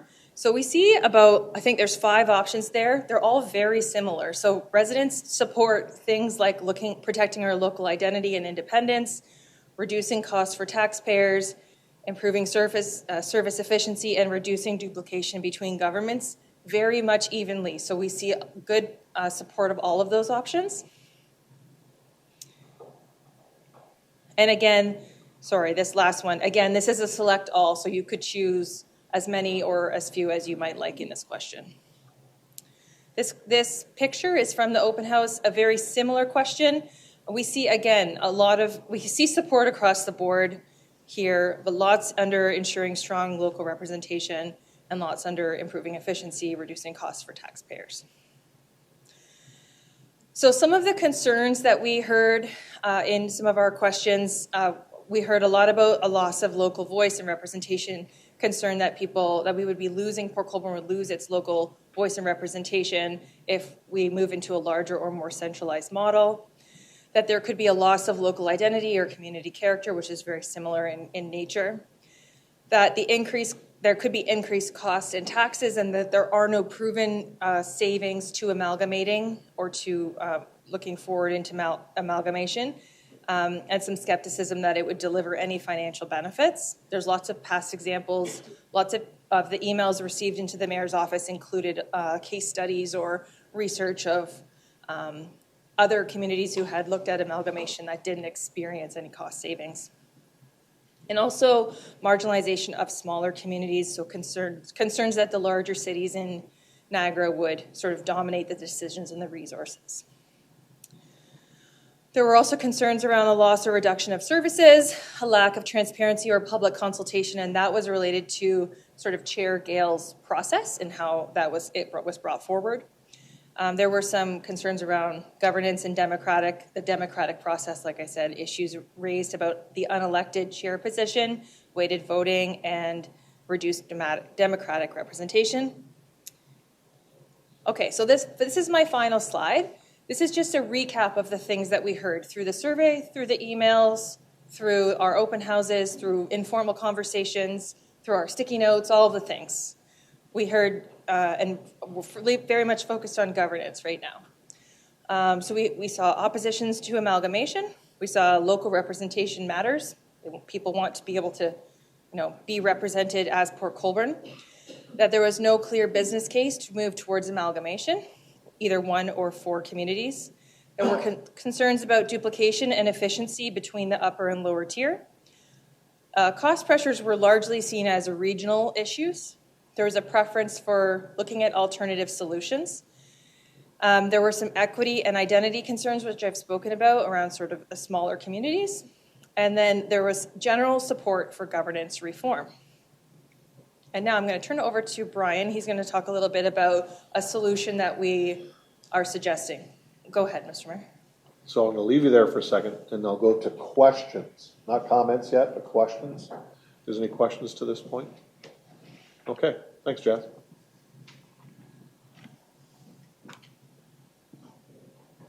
Thank you. So the next couple of slides, we'll talk a little bit about municipally owned water or wastewater corporations. And some people might say, how do we go from governance to the municipal service corporations? Well, it really is, I'll talk about that as we go through these next couple slides. And it really is a number of factors that came together. One is, even as we did the governance discussions, the number of individuals that brought up water and wastewater rates was significant. And I think council knows and people from the community knows, and we know from any posts that we put up there on just about any topic, we get a comment. Even if the topic isn't about water and wastewater, we get a topic about water and wastewater. And the province has all of a sudden opened up some new opportunities to really have some real conversations about water and wastewater and where the rates are. So the recommendations that we're going to be looking for, or that we'll be proposing, really talk about doing more research on the municipal service corporation options around building water and wastewater corporations that could include assets of Port Colborne and potentially even bringing together the assets of the Niagara region, with goals of reducing duplication and basically trying to stabilize and hopefully even try to lower our water rates. When you look at a municipal service corporation, people ask a lot of questions. It's what is that? When you do a lot of research on it, people will talk about it's like a business, but it's 100% publicly owned. The municipality would own it all. I like to think of it as a library. People might not realize that a library is actually a separate corporation. It's 100% owned by the municipality. The municipality establishes the board. It's the exact same model, except this corporation, we'd have the assets of the water wastewater system in it. You'd have 100% community governance in that kind of model, but this is the kind of thing that we would talk about as we go out to talk about a communications and a public engagement strategy on municipal service corporations. So we also get a lot of questions about, would the city maintain control and ownership? And as I said, yes. The real goal here is about trying to reduce duplication, bringing assets together, stabilizing the water and wastewater, lowering the rate, trying to improve service and efficiency wherever we can. So when we're looking at kind of where we are, I just remind council and the public that we've had public communication, we've had engagement on municipal service corporations already. We've been looking for since about February 2025, we've been working on a project with the SICASA, the East Side Employment Lands. We've been working on building a program that we could isolate all the costs into one corporation to make sure those that are going to be in the East Side Employment Lands pay for all of those costs, and it doesn't impact the rest of the ratepayers across the city. So we've already had a lot of that conversation. When we did it, we were calling it a government business enterprise, and that's just a general term that in accounting you call it a government business enterprise, and some of the legislation they call it a municipal service corporation. They both mean the exact same thing. They both get us to the exact same spot. But the broader governance discussions have really resulted and brought these together so that way we could now have a conversation about a citywide municipal service corporation. So not just limited potentially the benefits to financing the East Employment Lands, but to continue to finance what we need to do across the city to continue to improve the infrastructure that we have. So on a go-forward basis, we have a couple recommendations. These have come as we've heard from the community, and we look for council's direction tonight. Really what we're looking at is, I guess the first one is looking at provincial regulatory bodies and the ability to talk to the province about could we bring a municipal service corporation, could we bring our municipal assets and maybe even the regional assets together. And I just really want to highlight the word is may. And this is about bringing people together to have these conversations. We are looking today for formal direction from council. We've talked about it with the Eastern Side Employment Lands. Does council want us to go and have conversations with provincial regulatories or others to see if we bring, potentially it would make sense to bring our assets and maybe even the regional assets, and we'd have to talk to the region about that, together under one system. The next recommendation really is, and this is what's kind of driving the question right now and where everything comes together, is the province now opened up a moment where we can do an expression for interest. They're looking for people that want to do a municipal service corporation to try to achieve some of these benefits that are laid out around financing, around stabilizing rates, around potentially even lower rates. But we still have to do the business case to get there. So today's report is seeking direction if staff should start the process of moving forward with an expression of interest to engage the province to see if this would be the right fit for us. Now, in doing this, and this is a list of a number of things that would go into a comprehensive business case, there would be no decision. This isn't a day where council would be making a decision to create a municipal service corporation or not. Part of the direction would be to give staff direction to work on the financial analysis, look at the governance structure, legal and regulatory considerations, human resource, service delivery models. It must reduce risk, and how to implement this, any of the requirements.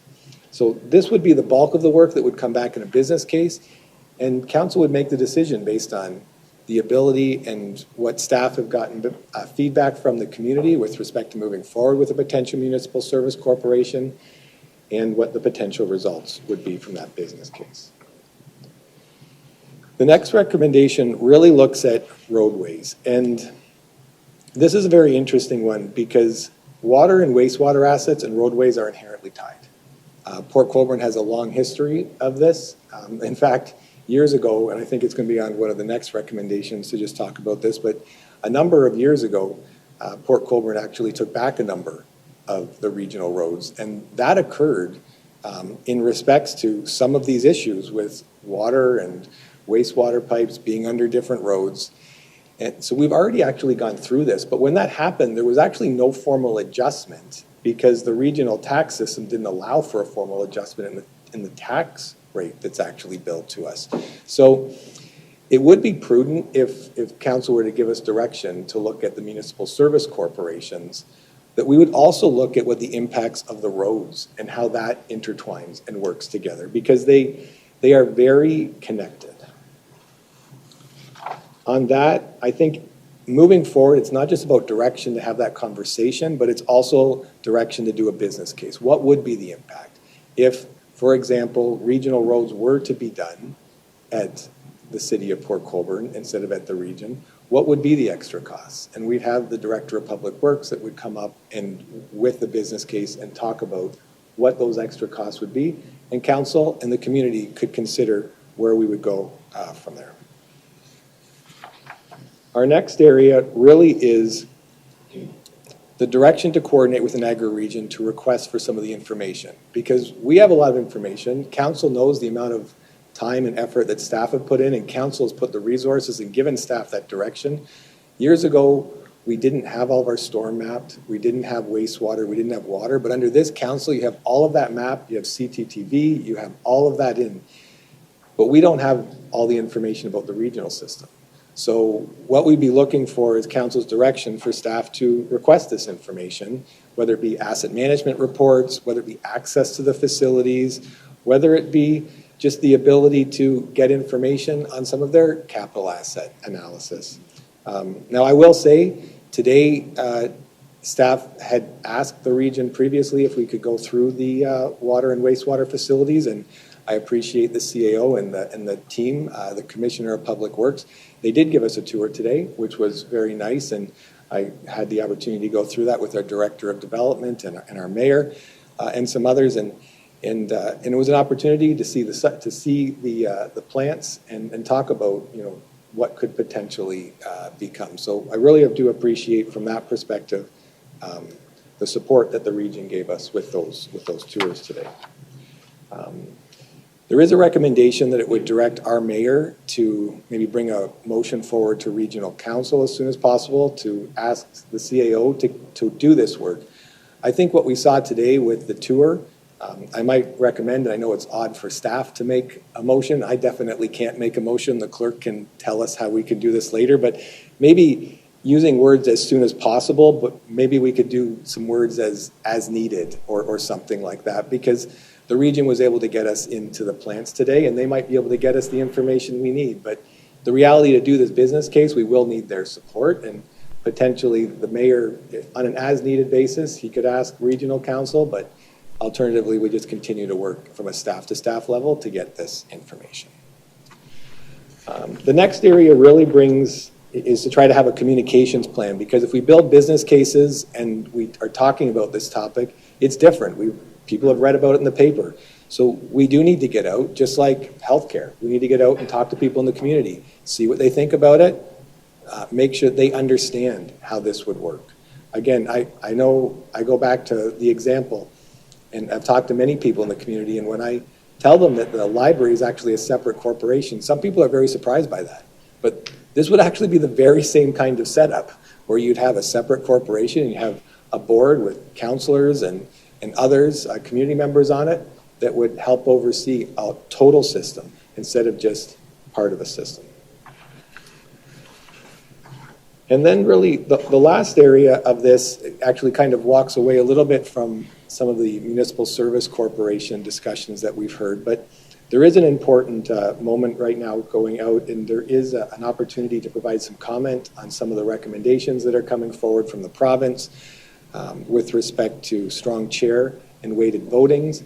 And this report recommends that, or suggests to give direction so that a letter would be sent from council and the mayor with respect to strong chair and weighted voting, and to express what we've heard, that there is some concern about what the powers of a strong chair would have and how weighted voting might change the makeup or decision-making or the ability of cities across the Niagara region at the Niagara regional governance level. So this report just seeks to provide that. We've had conversations with many other municipalities, and we've seen some municipalities already make some statements public, and this would just be really, I think, following in line with that and in line with what we've heard. So that's probably the most recommendations I've ever proposed to council in a report. We've heard a lot, as you can see, and we've tried to lay it all out there, but happy to answer any questions on that. I'll go to questions. Councillor Baggett. Thank you, Mr. Mayor. Just a couple of questions. Thank you, Brian and Jasmine. I was in the back with yours, Jasmine. My computer's went to Waynfleet or something, so it's back. Question regarding the wastewater request to the region, if passed. What about rural wastewater? Would that be included in the ask, or is that something we leave the region to not take care of, so to speak? So through the mayor to the councillor, so I believe you're talking about when people come in and do their water testing on their wells and septic, and things like that, Basically the septic systems I'm thinking about that the region takes care of. Oh, I went to the water side, but yeah, you're talking about the septic side. So we would look at the whole component. We'd look at all aspects of that, and where we would be and where we wouldn't be involved in that. But some of that may be through, and I stand to be corrected, through outside of the Public Works Department. Some of that may be, and I could maybe ask our acting today Director of Public Works, but some of those with those rural septic systems, I don't think all of that's under public or the Public Works Department. Some of that has a public health component as well too. So that's something that we would have to investigate. Cassandra, you want to jump in on that? Sure, thank you. Through you, Mr. Mayor, to the councillor. So there are septic haulers that would take that waste, and they might take it directly to the region's wastewater treatment plant currently. So we would look at that. And then, yeah, they are enforced through public health, any septic regulations too. So that might still exist, and that can be explored through this model. To you, Mr. Mayor, thank you. I was thinking about people that have septic systems that are not up to par, and it looks like the health department takes care of that. My next question, if passed, Mr. Bowles, how long would it take to get a business case together, approximately? Yeah, through the mayor to the councillor. So because we've already been working on the east side employment lands, we actually have a pretty good understanding about how our system integrates with that, so we can move that quickly. It really depends on how quickly we can access some of the Niagara Regional information, because there's a lot of assets on that side, and the reality is a business plan could come back and it could have stages to it too, right? So we could have a stage that we're already working on the east side employment land. There could be a stage that the city decides to move its assets in. And there could be a stage that you could even go to that third stage where maybe it makes sense to bring the regional assets in. And because what's unique to us to be able to do those in different stages is the different ownership structures. But Port Colborne is one of those unique areas where our water and wastewater system doesn't touch any other cities. It's completely isolated within the city of Port Colborne. The assets don't rely on any other city to operate. Thank you, Mr. Mayor. So through you, I guess a short answer would be 6 months to 10 months? Through the mayor to the councillor, I would think that you could get at least to the phase 2, where what would happen, like the city side, probably by the spring to summer kind of period, maybe June or something like that even. But to get the regional side, it really depends on how quickly we can get assets to do that fulsome review. Thank you, Mr. Mayor. I'm good. Okay, thank you. Before I put this on the floor, further questions? Okay, thanks, guys. So I'm going to have Councilors Bruno and Hoyle move the Chief Administrative Officer Report 2026-61 be received for information. The Mayor and Chief Administrative Officer be directed to formally engage with provincial and regulatory bodies to advance the development of a city-owned municipal service corporation that would assume ownership and operation of all water and wastewater infrastructure in Port Colborne, which may include assets currently operated by Niagara Region located within the Port Colborne boundary.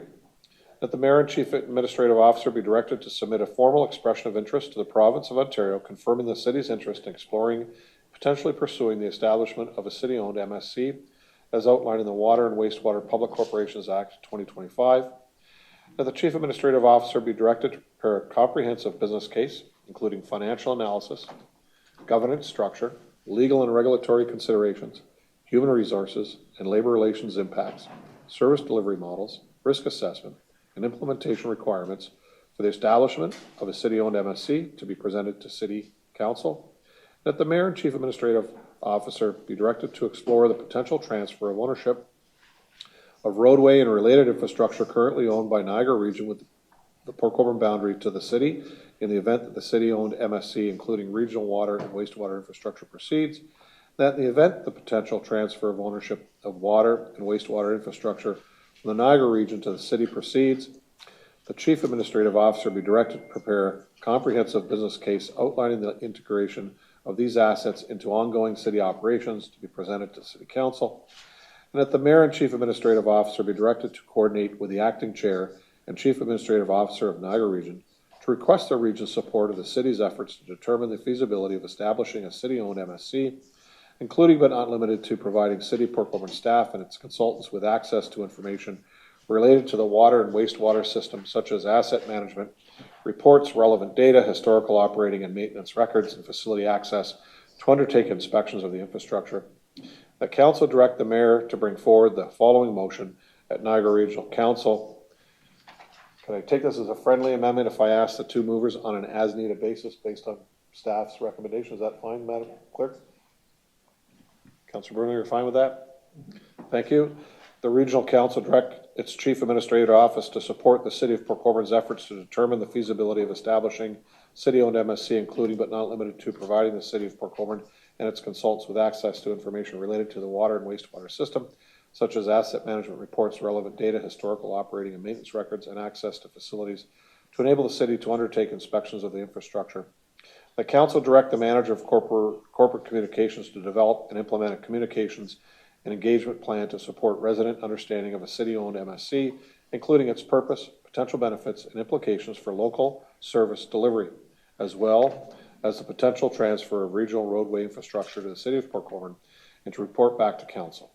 And the Council direct the Mayor to submit comments to the province on behalf of the City of Port Colborne regarding the proposed amendments to the Municipal Act 2001 and the Municipal Elections Act 1996, Proposal 53593, which, if approved, would result in changes to upper-tier council composition, the appointment of a strong chair of Niagara Region, and the implementation of weighted voting, with such comments to be consistent with shared messaging from local area municipalities and previous joint correspondence prior to the close of the consultation period on May the 2nd of 2026.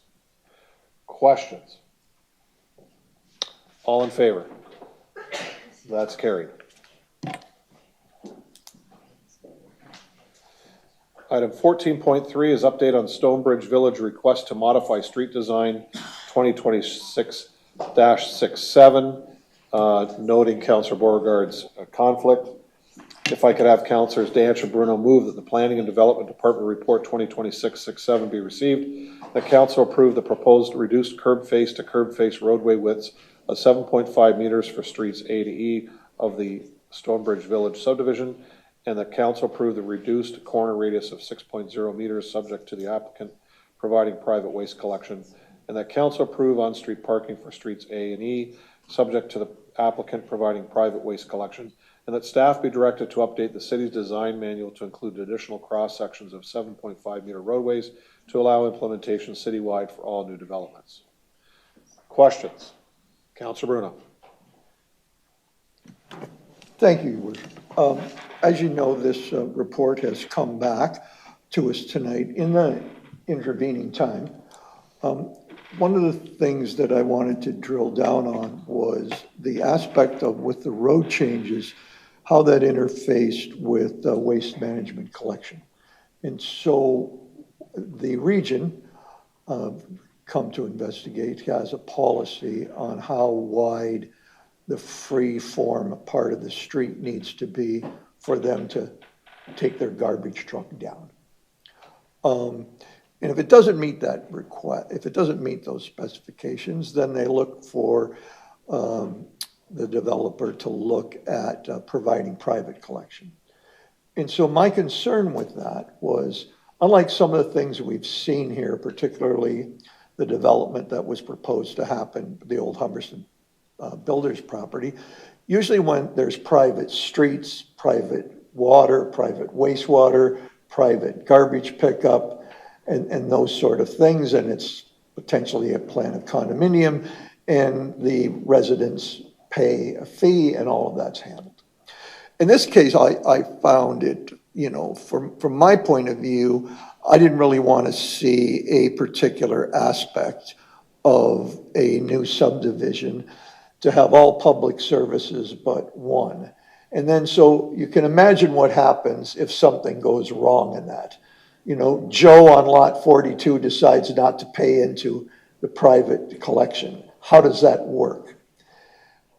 However it works, we probably all know somebody's going to call the city or somebody's going to call us and say there's a problem here. And I think part of our role is to avoid problems for future residents, not kick things down the road. So I had a conversation the last 2 days with Mr. Axe with regards to, and it was mentioned in the presentation, that other developments like in Niagara on the Lake where they have that. I don't know whether the specifications have changed or not since that development was put in and the region's adopted new waste management policies, but I asked our chief planner, how could we ensure that this doesn't come and fall back on the city's responsibility in this? And so there were discussions with waste management at the region. They have some strong feelings about what's gone wrong in some of these subdivisions where there was private servicing. I think their concern was they didn't have a final drawing, because obviously that's what we're dealing with, the road widths and all that kind of stuff. So it's often hard for them to make a decision without the final drawings to comment on. But they were quite concerned that, you know, whether a fire truck can or a snowplow can, they have some other individual concerns. I was also concerned that if it was private waste collection in Stonebridge, that would the residents there still pay the full line on waste management fees on their tax bill? And with that, I checked with the region. There is no carve out. If you did private waste management, you pay a fee to your group, but you still pay the full pop on your taxes for waste management.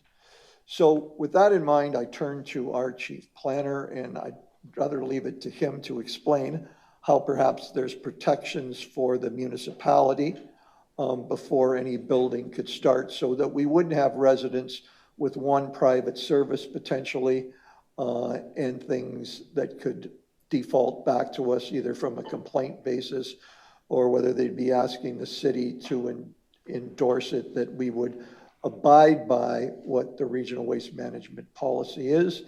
And that way, both the developer and ourselves would be treated fairly. So I don't know if you could help me out with how you've best tried to protect the citizens and allow the potential for the developer to proceed. Suraj? Yeah, thank you. Through the mayor to the councillor. No, that was a great sort of overview and summary of the discussions that have occurred since this report was submitted for approval into the process.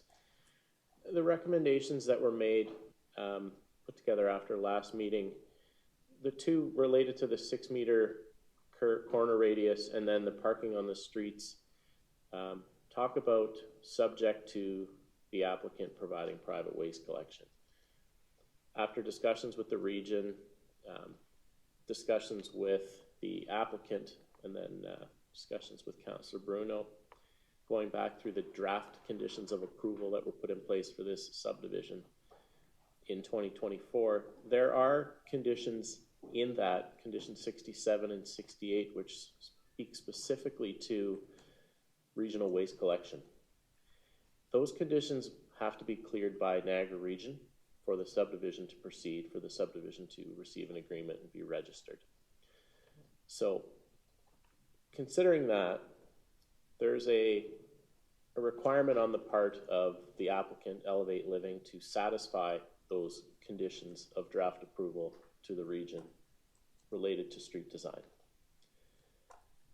I therefore would be agreeable to or amenable to, and I can't make the change, but perhaps, you know, if Councillor Bruno wants to consider it, the language could come out with respect to subjecting conditions to private waste collection, because I believe that the waste collection matter can be dealt with through the conditions of draft approval. If those conditions can't be met for some reason,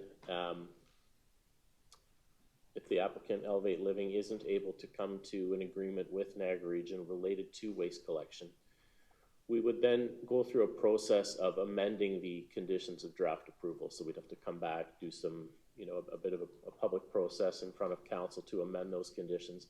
That's only under a circumstance where the region isn't agreeable to the street design and the curb radius and the parking that is being proposed by the applicant. So if there is an interest, and if you know, there's a desire on the part of Councillor Bruno to adjust, or anyone to adjust the language in those recommendations, I think there's security in place for the city to ensure that waste collection can be carried out to the satisfaction of the city and the satisfaction of the region. Councillor? Yeah, I think it's above my pay grade to figure out how to word that in the proper legalese. So I would like to move that forward for the production of the current ratepayers and the future homeowners in the Stonebridge. I'm wondering if you could maybe perhaps assist with how that should be worded. That's pretty easy, Councillor. You could make an amendment taking out under the two paragraphs the word subject to the applicant providing private waste collection in both those paragraphs. That's all you need to do is remove that. The remainder of the motion stays the same, and then you look at what Mr. Atch said with regards to the conditions. Conditions, what were the numbers again, Eric? 60 some odd. Sending these to the clerk. Yeah. We've got the council approved the reduced corner radius of 6 meters. Then the council approved street parking for streets A to E.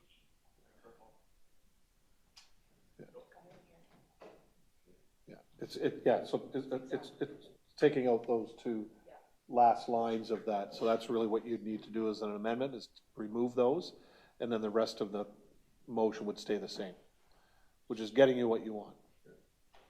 So is it the number one, the whereas beginning? Take out? No, you take the paragraph that says that council approved the reduced corner radius of 6 meters. Maybe I got that wrong.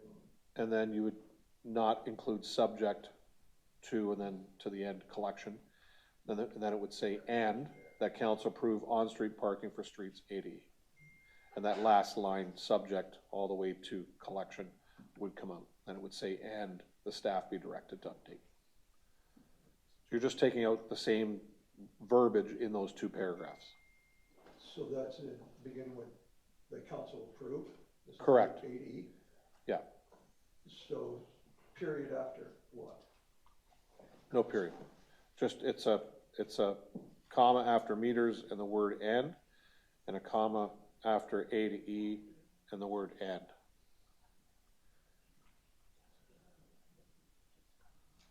Okay.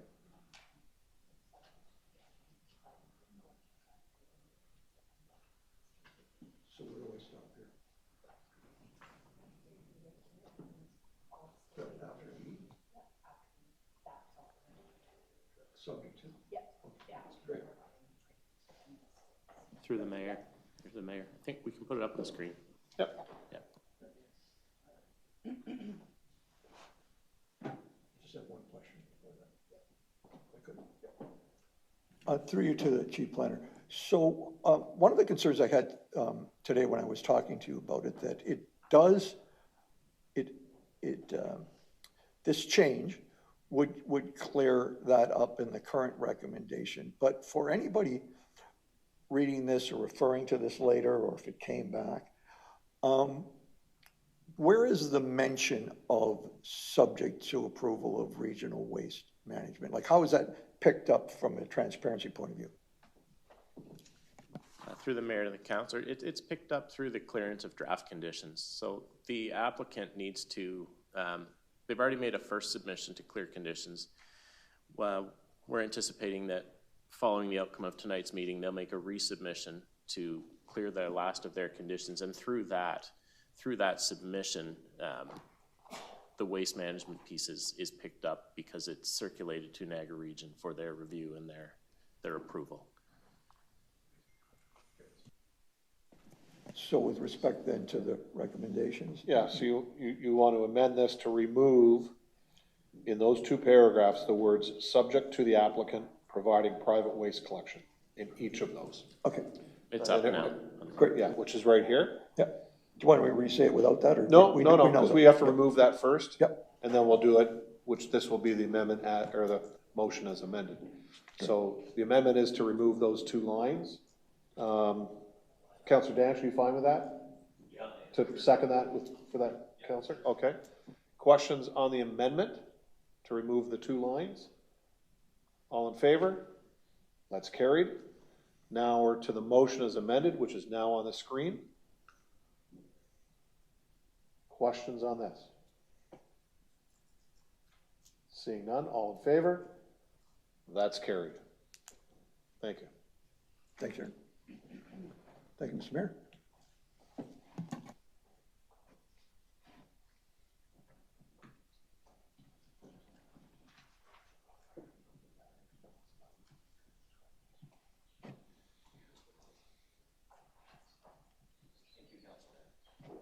Thanks, Drew. Okay.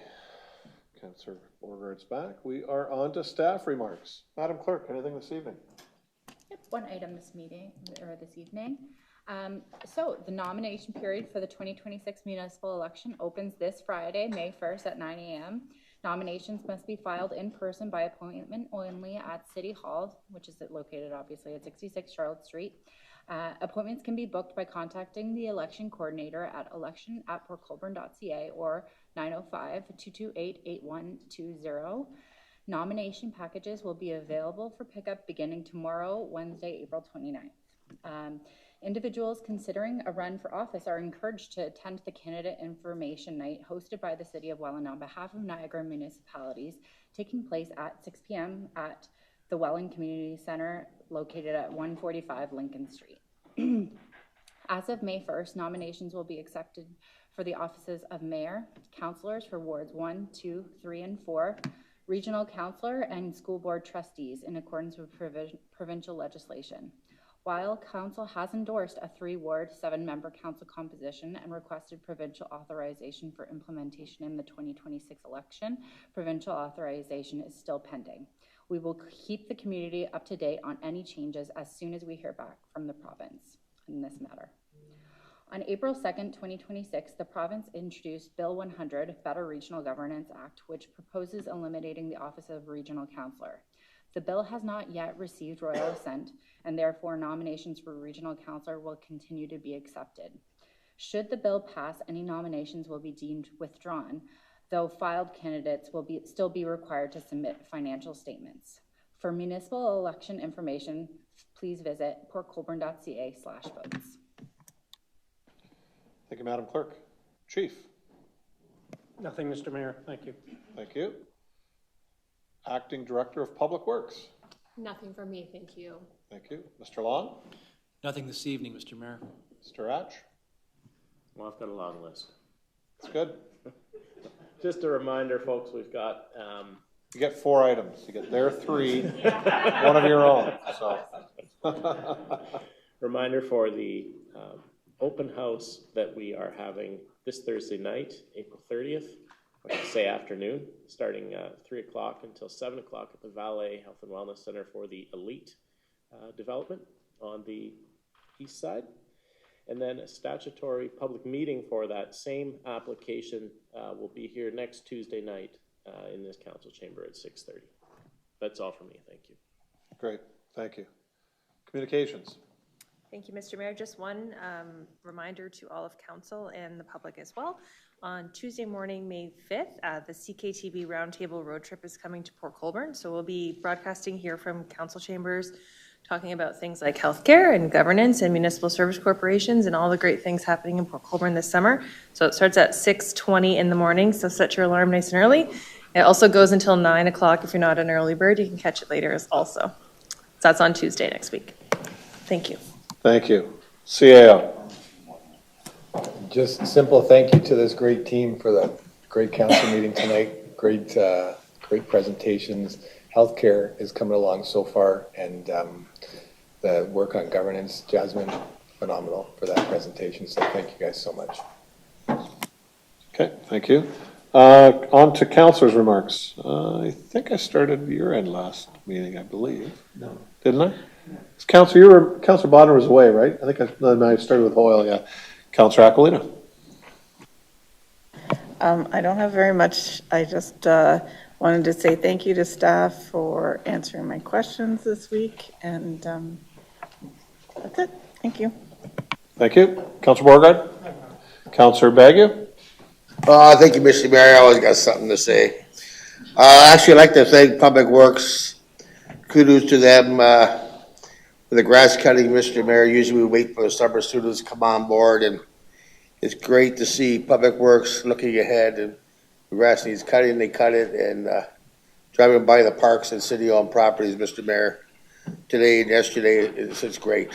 I thank them very much. And the other thing, I'll leave that. I'll send an email. Just about a couple potholes, but it's not our roads though. So, but maybe we can fix them and bill them. Thank you, Mr. Mayor. If they're regional roads, send them to the regional councilor. Thank you. Councilor Bruno. Thank you, Worship. A couple here. One, I'd like to thank Public Works. They were big on doing a radar detection traffic count.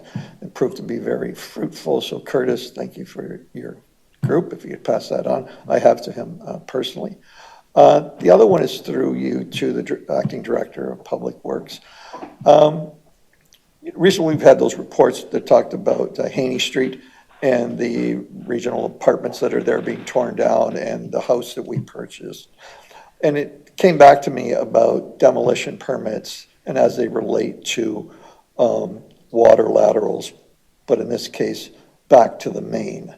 So I don't know if in that costing, if the accelerator fund or whatever, I'm pretty sure that those 4 units and that house aren't going to use the old main or mains. So there's either 1, 2, or 6 there. Could we ensure that on those demolition permits, if we can go back and look at them for the last few years, that when there's a demolition permit, not for a shed or anything, but for a house or a business that's gone, if there's a minimum age on those laterals, we should be removing them back to the main. Because if they're just shut off at the curb stop and they're 50 years old and nobody builds there, or they put a new service in, that is potential for a leak, both at the main, on the public side, and on the private side. So I'm wondering if you could come back with some kind of report on how far if you could go back 5 years, what it would take, the costs, and take them all back to the main. So the second one is... Well, let's get an answer on your first one. Cassandra. Thank you. Through you, Mr. Mayor, to Councillor Bruno. So operations staff is in support of bringing the water service all the way, removing it all the way to the main to prevent future leaks. So we'll work with our building team and see how the permits work for that. We already have some staff looking back over the last 5 years at demo permits to see, and we can investigate that in full and bring that back. Thanks. Great. I forgot to add, I had a learned voice in my ear telling me wastewater too, if you could. Next question is Neff Street wastewater lining. So just from what I've seen living there, and I'm sure Frank has too, Councillor Danch has too, there's sort of been 11 or 12 times they've been back. So the other day I happened to be getting in my vehicle and there was a construction worker with a green hat on who was part of those 11 visits. We told him who I was and asked him what was going on. And he said, well, for some reason, this is a main and it's every time we check it in dry weather, it's like half full flowing down to King Street. And so I said, well, does that mean that upstream, so Fielden up from Neff and Fielden, there's water coming down there that's coming even in dry weather and that? He goes, yeah, most likely. I said, so how do I get that looked at? He says, well, we can report it back, or if you want to, if you're a counselor, if you want to tell the city. So I'm telling the city and you. I was concerned that, like, if we had a contract with those folks, that they've already pre-outlined and pre-bid and going to be paid for doing X, Y, Z, 14 streets. But then you learn something along the way. Can you either pivot out of that and find funds to fix it, or can you jump the queue and they can be first up the next time? And if maybe you could also report back on this particular incident. Thank you. Cassandra? Thank you, through you, Mr. Mayor, to the councillor. Absolutely. So those findings get reported back to our project management team, and we're working with a consultant as well. So we take those findings, and then that helps inform our decisions for future pipelining areas and areas with, because we've done so much investigative work, we're well aware of where the high inflow and infiltration areas are in the city. So I think this particular street and location is something that we are aware of. I'm going to bring this one back to our team and follow up on that. And sort of in regards to your second point too, we can pivot our program. So every year, you know, we pick our streets where we're lining. We do have a long-term program for this, but we do pick the highest priorities. So if there are some new needs, there are issues across the city, challenges across the city. So if this one sort of gets bumped, we can absolutely look at that. There's several avenues we can go. We can, you know, use our capital funds and do that work in that area, and, you know, maybe mitigate or move those funds from another area to this. We can also use some of our operating funding as well if there are some like really high needs, if we can't complete certain work on that section, because work upstream has to be done too. So I think this case, the crew has been back a few times, so there's a lot of camera work that happens on these mains before they line it, during the lining, after the lining, and then they have to go back and reinstate all of the services too. So like a little robot goes and cuts out all the services and everything like that, and then we do more camera work. So they are back and forth a lot, and then but which really helps us because they've seen these pipes under, you know, different weather and different conditions, and so we do take that all back with our consultant, and that helps inform our next decisions. So absolutely, we can look into this specific area though. Great, thank you. That's it, Mr. Mayor. Thank you. Great, thanks. Councillor Elliott? Okay. Councillor Danch? Councillor Hoyle? Through the mayor, just a reminder that Port Colborne Wainfleet Chamber Conference has their coffee club this Friday at TN on West. And thanks staff for answering all my great questions before I came to council. Thanks. Thank you, Councillor. Councillor Bond. Thank you, Mr. Mayor. Just one thing. There's a sign I seen today coming down Main Street, going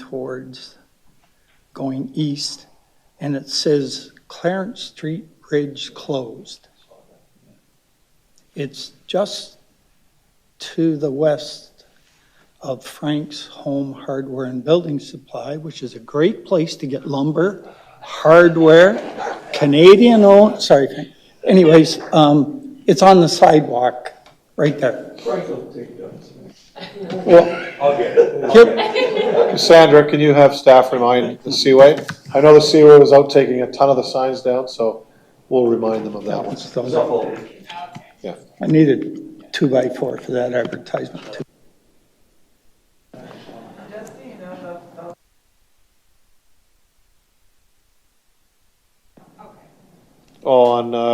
Mount Clalley, East and Welland?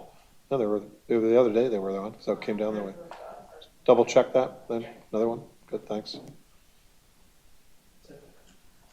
As advertisement for the Buffalo Company goes, great business, lousy jingle, is that what it is about Frank's Home Hardware? Can't remember the name of that story, you used to hear that.